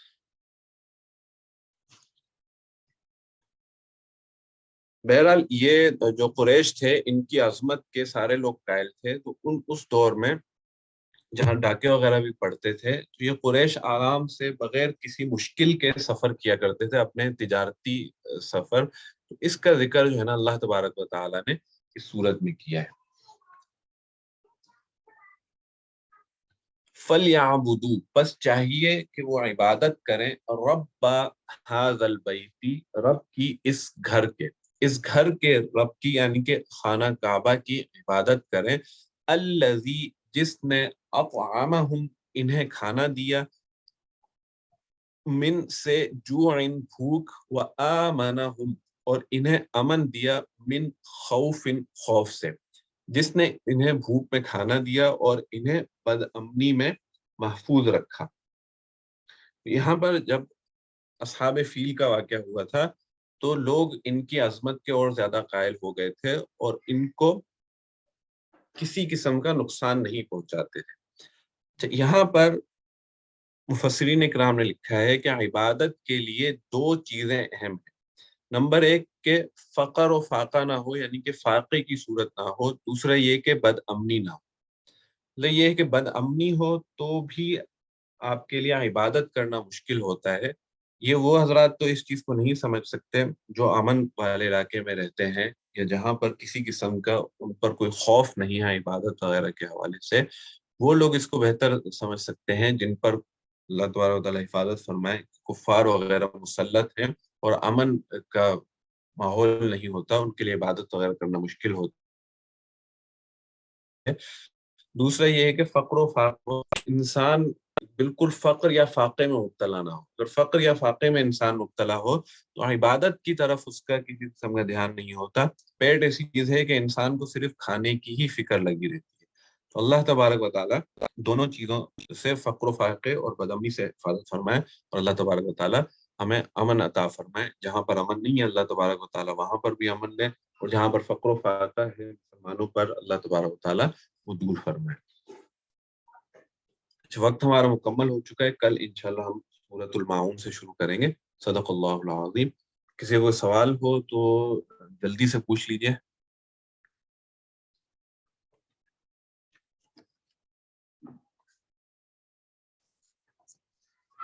اچھا یہ جو ساتھی بتاتے ہیں نا کہ آواز وغیرہ کٹ گئی ہے، تو اگر سب کے ساتھ مسئلہ آ رہا ہو تو آپ چیٹ پہ میسج کر دیا کریں. دوسرا یہ کہ اگر ریکارڈنگ وغیرہ میں بھی یہ سیم ایشو اگر آپ کو آئے تو آپ مجھے واٹس ایپ کر دیا کریں کہ ریکارڈنگ میں بھی مسئلہ آ رہا ہے، تاکہ جو حصہ کٹ گیا ہو وہ آپ حضرات کی خدمت میں دوبارہ عرض کر دیا جائے.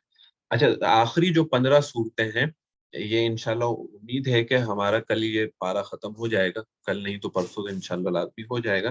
تو آخری جو 15 صورتیں ہیں ان کی آپ حضرات ضرور تیاری کر لیجئے گا. آئندہ ہفتے یعنی کہ اس ہفتے تو نہیں، اگلے ہفتے کسی دن انشاءاللہ آخری 15 صورتوں کا آپ حضرات سے ٹیسٹ لیا جائے گا. یہ حافظ محمد شفیق ملک. السلام علیکم. وعلیکم السلام ورحمۃ اللہ وبرکاتہ. حضرت یہ جو کتابیں ہیں نا، یہ مثال جو پڑھا رہے ہیں، یہ ساری PDF کسی ویب سائٹ پر ملیں گی؟ جی آپ حضرات کو بھیج دی ہوں گی. جن کو اگر نہیں ملی ہے تو جو داخلے والا نمبر ہے آپ اس پر رابطہ کر لیں. یہ والی جو گوگل پر سے نکالنی پڑے، اگر دوبارہ بتائیے گا. گوگل پر سے اگر نکالنی پڑے، انٹرنیٹ کے ذریعے سے اگر نکالنی پڑے تو ایک ہی جگہ سے مل سکتی ہے یا الگ الگ کرنے والی؟ نہیں ایک ہی جگہ سے مل جائیں گے. آپ کو لنک بھیجا گیا ہوگا، یا آپ داخلے والے نمبر سے کنفرم کر لیں. یہ مجھے بھی کنفرم نہیں کہ گوگل ڈرائیو پر یہ کتب موجود ہے یا نہیں ہے. جی جزاک. جی نذیر صاحب. السلام علیکم رحمۃ اللہ. استاد جی بیسیکلی میں نے پوچھنا تھا کہ وہ ریکارڈنگ کا لنک تو مجھے مل گیا تھا،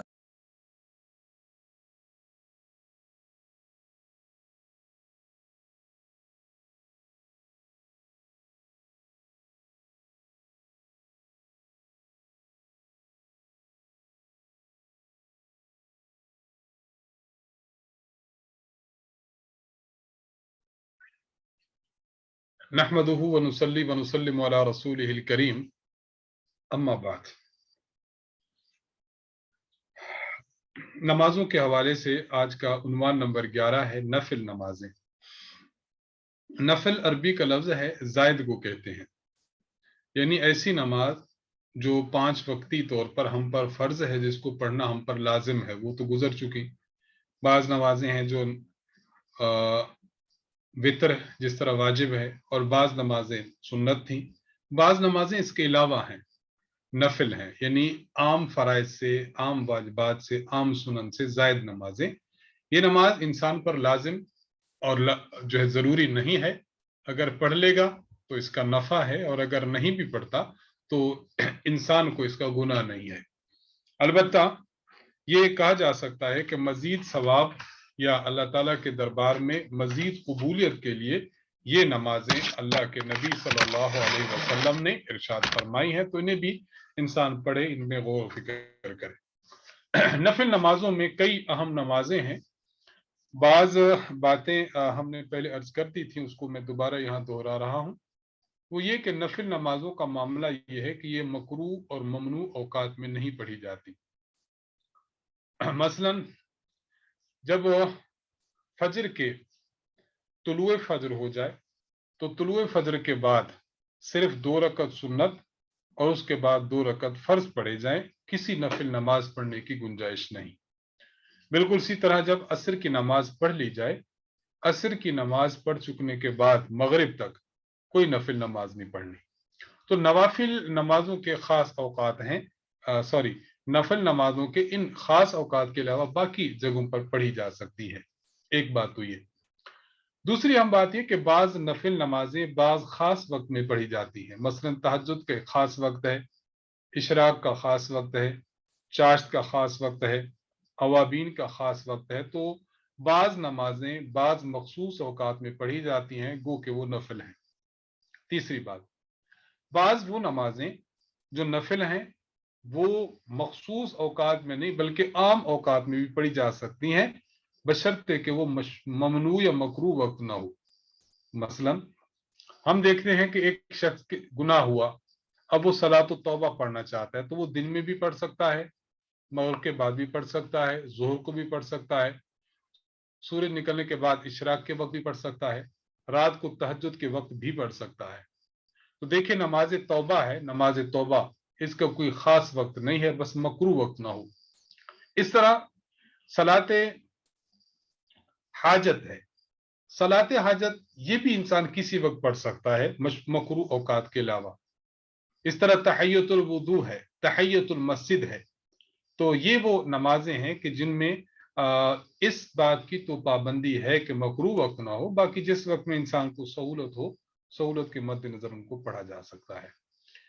ये 3 बुनियादी बातें अर्ज करने के बाद अब हर एक नमाज के मुतालिक थोड़ी सी गुफ्तगू की जाती है।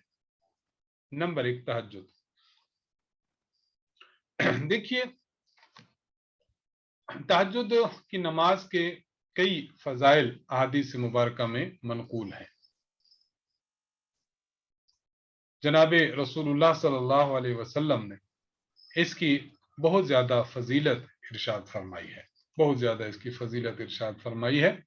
और मुल्ला अली कारी रहमहुल्लाह ताला ने एक मकाम पर लिखा है मिरकात में कि जितने भी सलफ सालिहीन इस दुनिया में आला मकाम को पहुंच,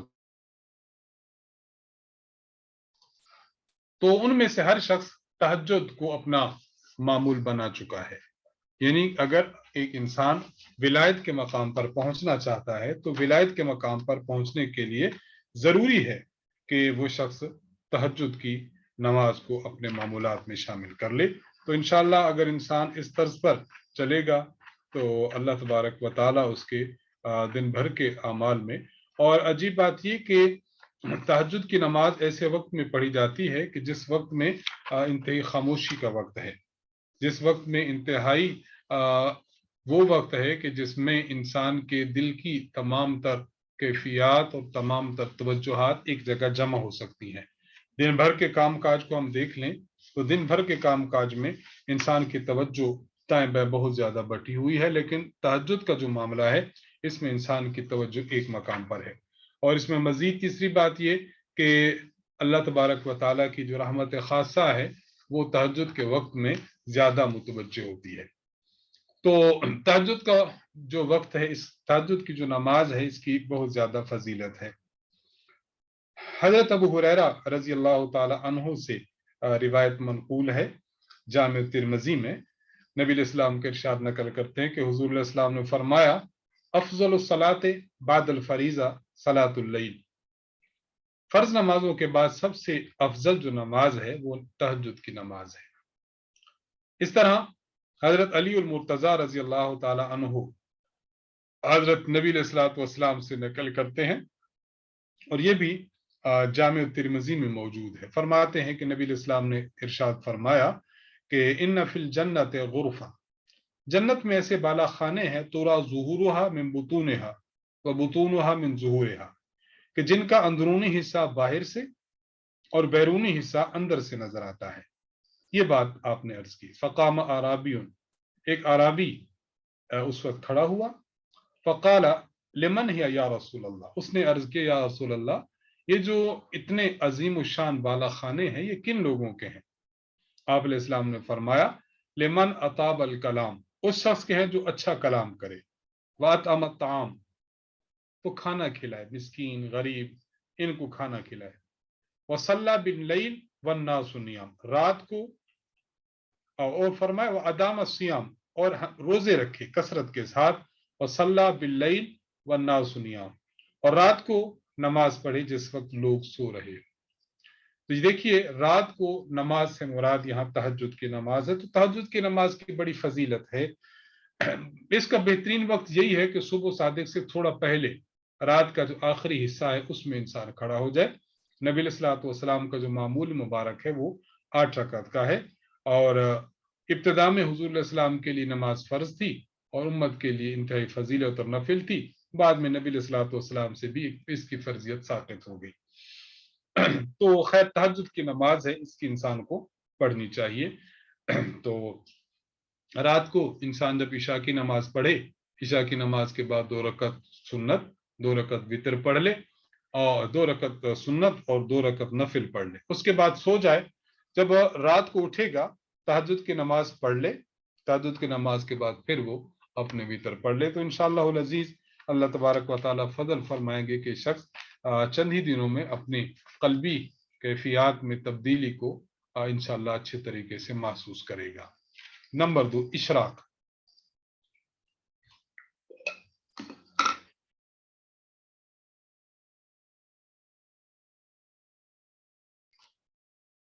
इशराक की नमाज जो है, इसका वक्त जब सूरज तुलू हो जाए। एक है कि सूरज का किनारा निकला और सूरज मुकम्मल निकला। सूरज मुकम्मल निकलने जब निकल जाए उसके थोड़ी देर बाद 2 रकत या 4 रकत इंसान पढ़ ले। तुलू आफ्ताब जब मुकम्मल हो जाए उसके बाद सूरज नेज़े की मिकदार के बराबर जब ऊंचा हो जाए तो उस वक्त ये नमाज पढ़ी जाती है, और ये वक्त तकरीबन सूरज निकलने के 12 से 15 मिनट बाद हो जाता है। बस इंसान को चाहिए 12 एहतियातन 15 मिनट बाद नमाज पढ़ ले, 2 रकत कम अज कम या ज़ायदन 4 रकत हो। हजरत अनस रजी अल्लाह ताला अन्हो से रिवायत है, और ये रिवायत सुनन तिरमिज़ी में मौजूद है। फरमाते हैं कि नबी अलैहिस्सलातु वस्सलाम ने इरशाद फरमाया, मन सल्लस फज्र फी जमाअतिन सुम्मा क़अदा यज़कुरुल्लाह हत्ता तत्लु अश-शम्स, एक शख्स ऐसा है कि जिसने फजर की नमाज पढ़ी और फिर वहीं अल्लाह का जिक्र करने बैठ गया यहां तक कि सूरज निकल आया।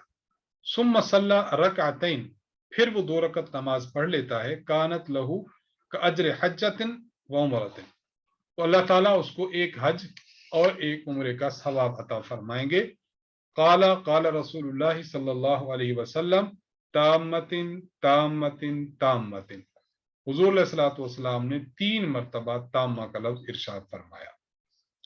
और इमाम मुंजिरी रहमहुल्लाह ने तरगीब व तरहीब में जिक्र फरमाया है कि हजरत अबू उमामा रजी अल्लाह अन्हु फरमाते हैं कि नबी अलैहिस्सलाम ने फरमाई, जो एक रिवायत थी ना कि 2 रकत, एक रिवायत में सुम्मा सल्ला रकातैन औ 4 रकात, कि वो शख्स 2 रकत पढ़े या 4 रकत पढ़े, 2 रकत या 4 रकत पढ़े। तो देखिए बहरहाल यहाँ इस बात का तज़किरा वाज़े हो गया कि इस नमाज को इशराक की नमाज के 2 या 4 रकत हैं, और इस पर बिहम्दिल्लाह इतनी बड़ी फजीलत अल्लाह के नबी सल्लल्लाहु अलैहि वसल्लम ने इरशाद फरमा दी है। चाश की नमाज,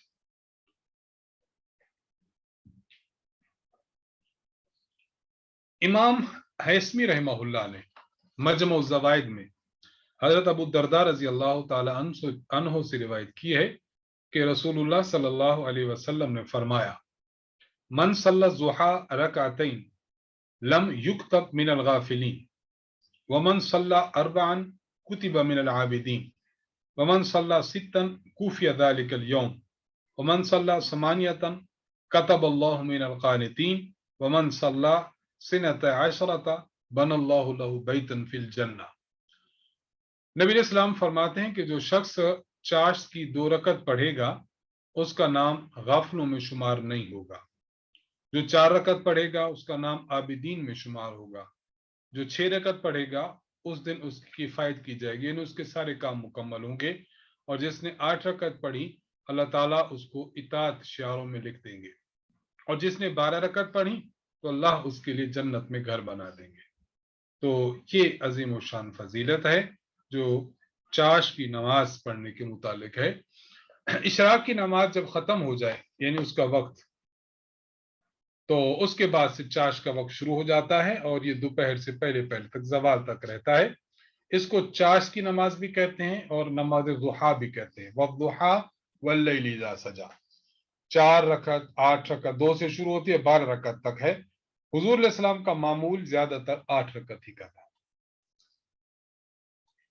नंबर 4, अवाबीन की नमाज। देखिए जब मगरिब की नमाज इंसान पढ़ता है, पहले फर्ज पढ़े, 2 रकत सुन्नत पढ़े, उसके बाद ये रकत पढ़ी जाती है अवाबीन की। इसकी जो तादाद है 4 रकत से लेकर 20 रकत तक ये इंसान पढ़ सकता है। अमूमी तौर पर जो मनकूल है वो 6 रकत है, तो 6 रकत का इंसान अगर मामूल बना ले तो बहुत अच्छा है। हज़रत अबू हुरैरा रज़ी अल्लाह ताला अन्हु से अवाबीन की नमाज के मुतालिक मनकूल है, फरमाते हैं कि रसूलुल्लाह सल्लल्लाहु अलैहि वसल्लम ने इरशाद फरमाया, मन सल्ला बादल मगरिब 6 रकातिन लम यतकल्लम फीमा बैनहुन्ना बिसूइन उदिल्न लहु बिइबादति सिनत अशरत सनत। हज़रत अबू हुरैरा रज़ी अल्लाह अन्हु से रिवायत है, फरमाते हैं कि नबी इस्लाम ने फरमाया, जो शख्स मगरिब के बाद 6 रकत पढ़े और उस दरमियान कोई बुरी बात ना करे तो अल्लाह ताला उसे 12 साल की नमाज का सवाब इनायत फरमाते हैं। बहुत उम्दा माशाअल्लाह इसकी है।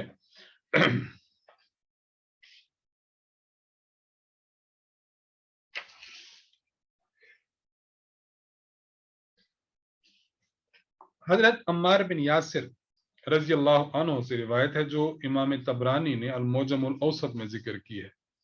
फरमाते हैं कि हजरत नबी अलैहिस्सलातु वस्सलाम को मैंने देखा, युसल्ली बादल मगरिब 6 रकात, मगरिब के बाद आप 6 रकत पढ़ते थे। वक़ाल, और फरमाते, मन सल्ला बादल मगरिब 6 रकात गुफिरत लहू जुनूबुहु, जो शख्स मगरिब के बाद 6 रकत पढ़े अल्लाह ताला उसके गुनाह माफ फरमाते हैं। व इन काना मिस्ला ज़बदिल बहर, अगरचे वो समंदर की झाग के बराबरी क्यों ना हो। दीगर तसरीहात के पेश नज़र उलमा ने इस बात की वजाहत की है कि इससे मुराद वो गुनाह है कि जो गुनाह सगीरा हों, क्योंकि गुनाह कबीरा के लिए तौबा शर्त है बिल इत्तिफाक, इसलिए इनसे मुराद गुनाह सगीरा है। तो अवाबीन की नमाज भी इंसान ये पढ़ ले। मुल्ला अली कारी रहमहुल्लाह ने एक मकाम अपने मिरकात में लिखा है इसी रिवायत पर। आप फरमाते हैं कि अगर किसी को जो है ना इख्तिसार मलहूज रखना हो, हदीस में आता है कि बाद सलातिल मगरिब, मगरिब की नमाज के बाद 6 रकत हो, तो मगरिब के बाद 2 रकत सुन्नत होते हैं। तो बादल मगरिब से ये बात वाज़ेह होती है कि अगर कोई शख्स यूं जल्दी करे कि 2 रकत सुन्नते मुअक्कदा वो भी पढ़ ले, उसके बाद 2 रकत मजीद पढ़ ले, उसके बाद 2 रकत पढ़ ले, तो यूं भी 3 जो है वो 3 2 6 रकत ये भी फिर उसके लिए काबिल कबूल होंगी और शुमार हो जाएंगी। इस तरह ये शख्स जो है वो नमाज अवाबीन पढ़ने वाला बहरहाल शुमार होगा। नमाज हाजत, नमाज तौबा।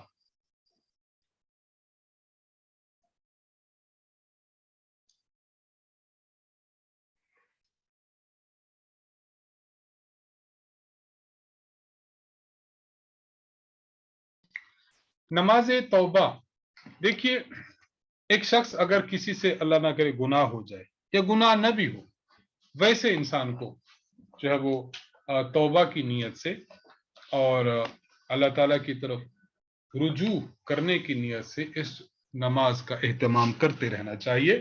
और जैसा कि मैंने तमहीदी गुफ्तगू में अर्ज किया कि इसके लिए कोई खास वक्त मुकर्रर नहीं है, बस यह है कि ममनू वक्त ना हो।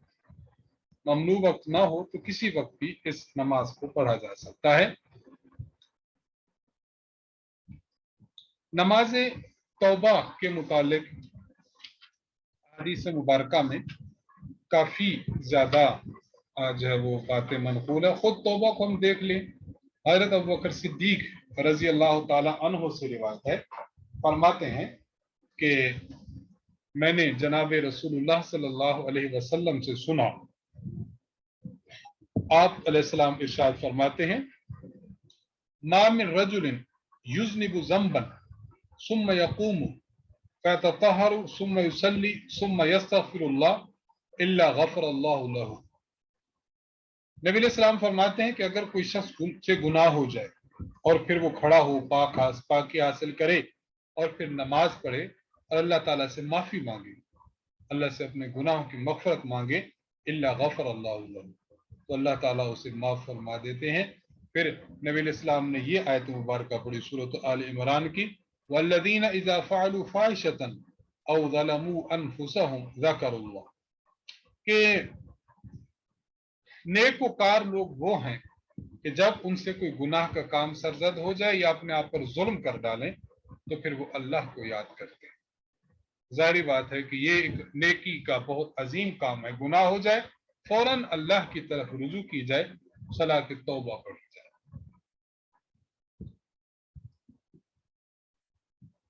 नमाज हाजत, जिसे हम सलातुल हाजा भी कहते हैं, नाम से बिल्कुल बात वाज़ेह है। सलातुल हाजा, हाजत कहते हैं जरूरत को।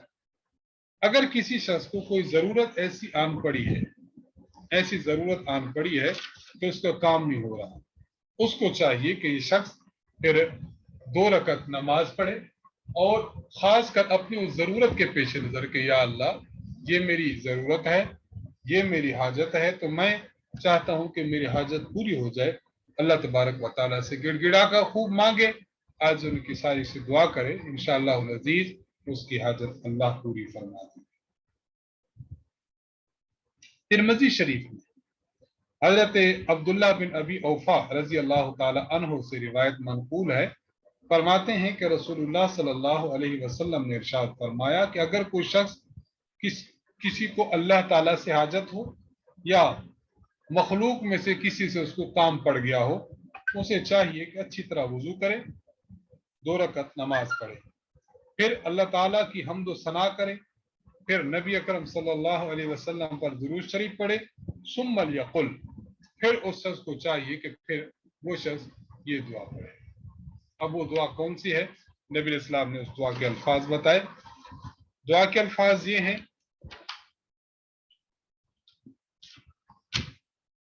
ला इलाहा इल्लल्लाहुल हलीमुल करीम, सुब्हानल्लाहि रब्बिल अर्शिल अज़ीम, अल्हम्दुलिल्लाहि रब्बिल आलमीन, अस्अलुका मूजिबात रहमतिक व अज़ाइम मग़फ़िरतिक वल गनीमत मिन कुल्लि बिर्रिन व सलामत मिन कुल्लि इस्मिन ला तदअ ली ज़ंबन इल्ला गफ़रता वला हम्मन इल्ला फ़रजता वला हाजतन हिय लक रिदन इल्ला क़ज़ैतहा या अरहमर राहिमीन।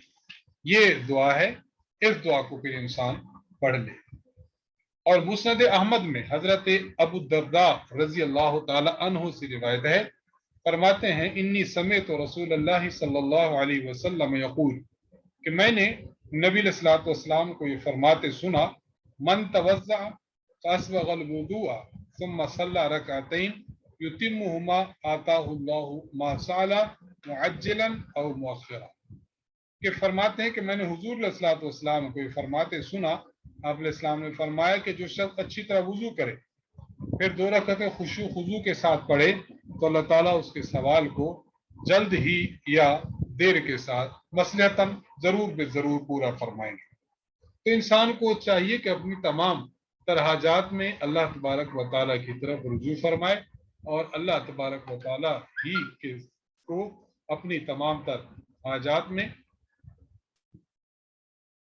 اللہ تعالیٰ ہی سے مانگے۔ تو نماز حاجت انسان پڑھے، کوئی بھی حاجت ہو انسان کو چاہیے کہ وہ اللہ تعالیٰ کے دربار میں اس حاجت کو پیش کرے تاکہ حاجت براری ہو جائے۔ آگے نماز استخارہ۔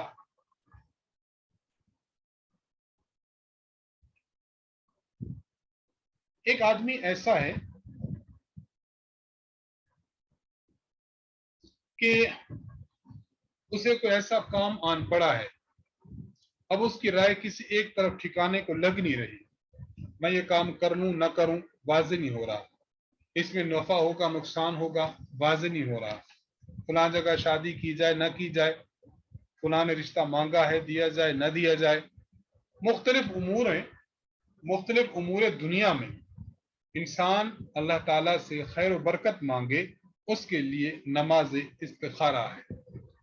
تو یکسوئی کا کوئی وقت ہو، مثلا سوتے وقت ہو یا دوپہر کو یکسوئی ہوتی ہے، جس وقت یکسوئی ہو آپ کی توجہ جو ہے ایک طرف ایک جگہ اور ایک ٹھکانے لگ سکتی، اس وقت انسان کو چاہیے کہ 2 رکعت نماز پڑھے، اس کے بعد دعائے استخارہ جو مسنون ہے اس کو پڑھے۔ اس کے بعد ضروری سونا نہیں ہے کہ سو جائے، بلکہ دیکھ لے کہ اگر اس کا رجحان قلبی کسی ایک جانب ہو رہا ہے تو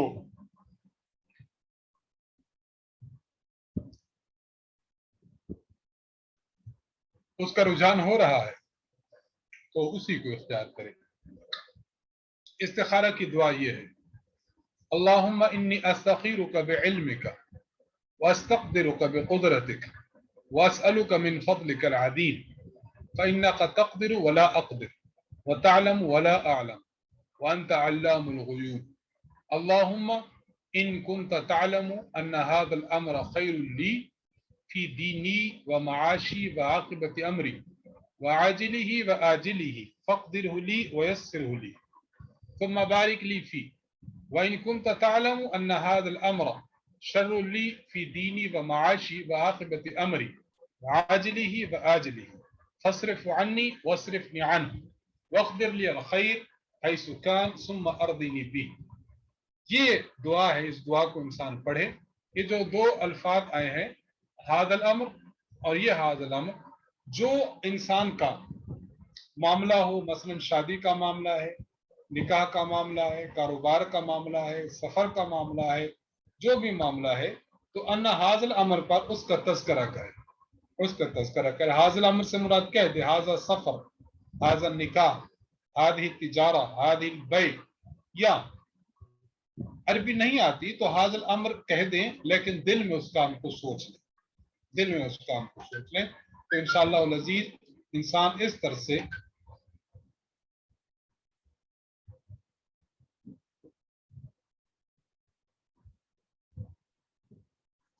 انشاءاللہ العزیز انسان اس طرح سے پھر اپنے جو ہے وہ معاملات کو اللہ تعالیٰ سے اس کی خیر و برکت کو مانگ لے گا۔ اس دعا کا ترجمہ بھی اس میں موجود ہے۔ یہ بات ہم نے کچھ عرض کر دی ہے۔ ایک بات یہاں مزید ہم عرض کرتے چلیں، وہ یہ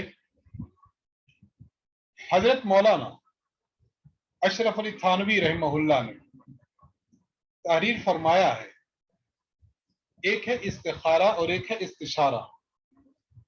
پہلے ہم بندوں سے استشارہ کریں یعنی مشورہ کر لیں۔ استخارہ میں جب انسان اللہ سے خیر طلب کرتا ہے، اس کا رجحان کس طرف جاتا ہے، اس کو کیا چیز دکھائی دیتی ہے اور اس کا مفہوم کیا ہے، یہ سمجھنا ہر بندے کے بس میں نہیں ہے۔ اس لیے اس معاملے میں پہلے استشارہ کیا جائے، یعنی مشورہ کر لیں۔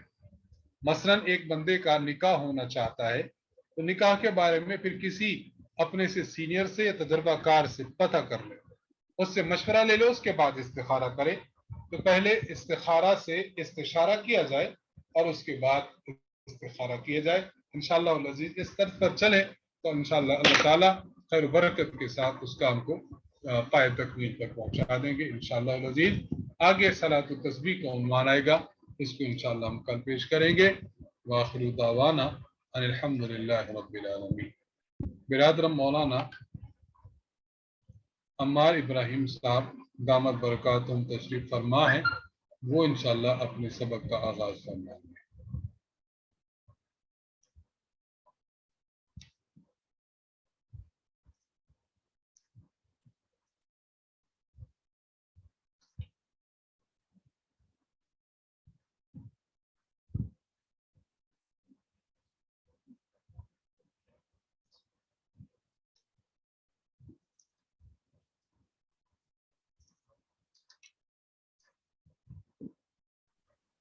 السلام علیکم ورحمۃ اللہ۔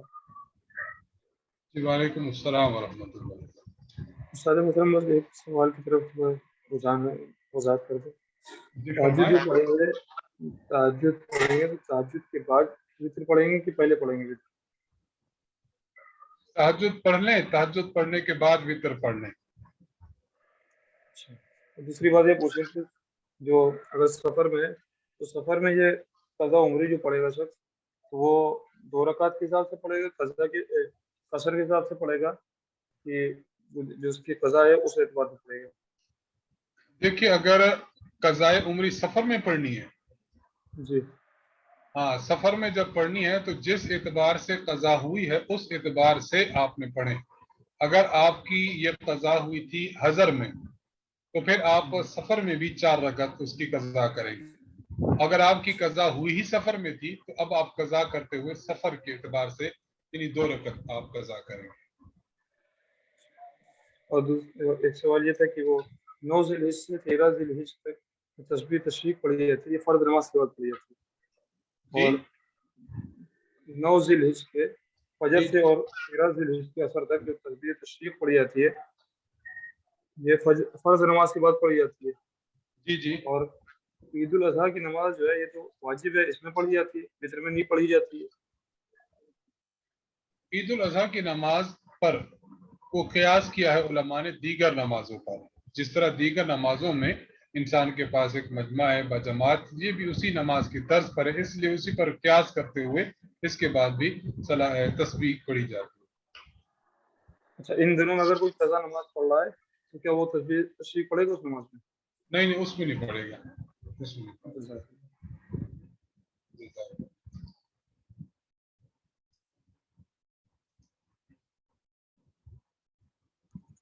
السلام علیکم استاد۔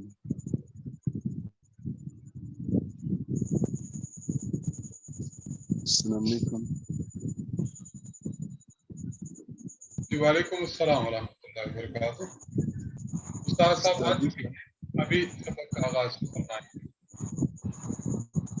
آپ مجھے واٹس ایپ پر بھیج دیجیے گا۔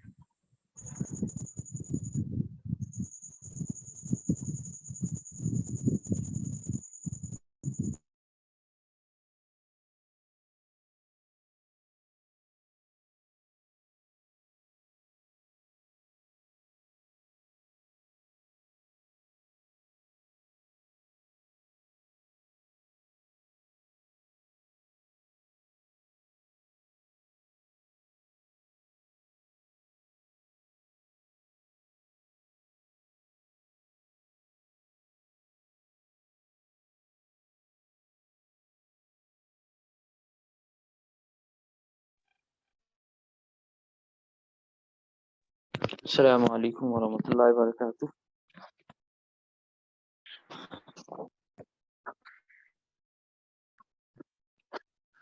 آج چھٹی فرما لیں، سبق کو ختم کر دیتے ہیں، مہمان اور مصروفیات کی وجہ سے آج سبق نہیں ہو سکے گا، ٹھیک ہے؟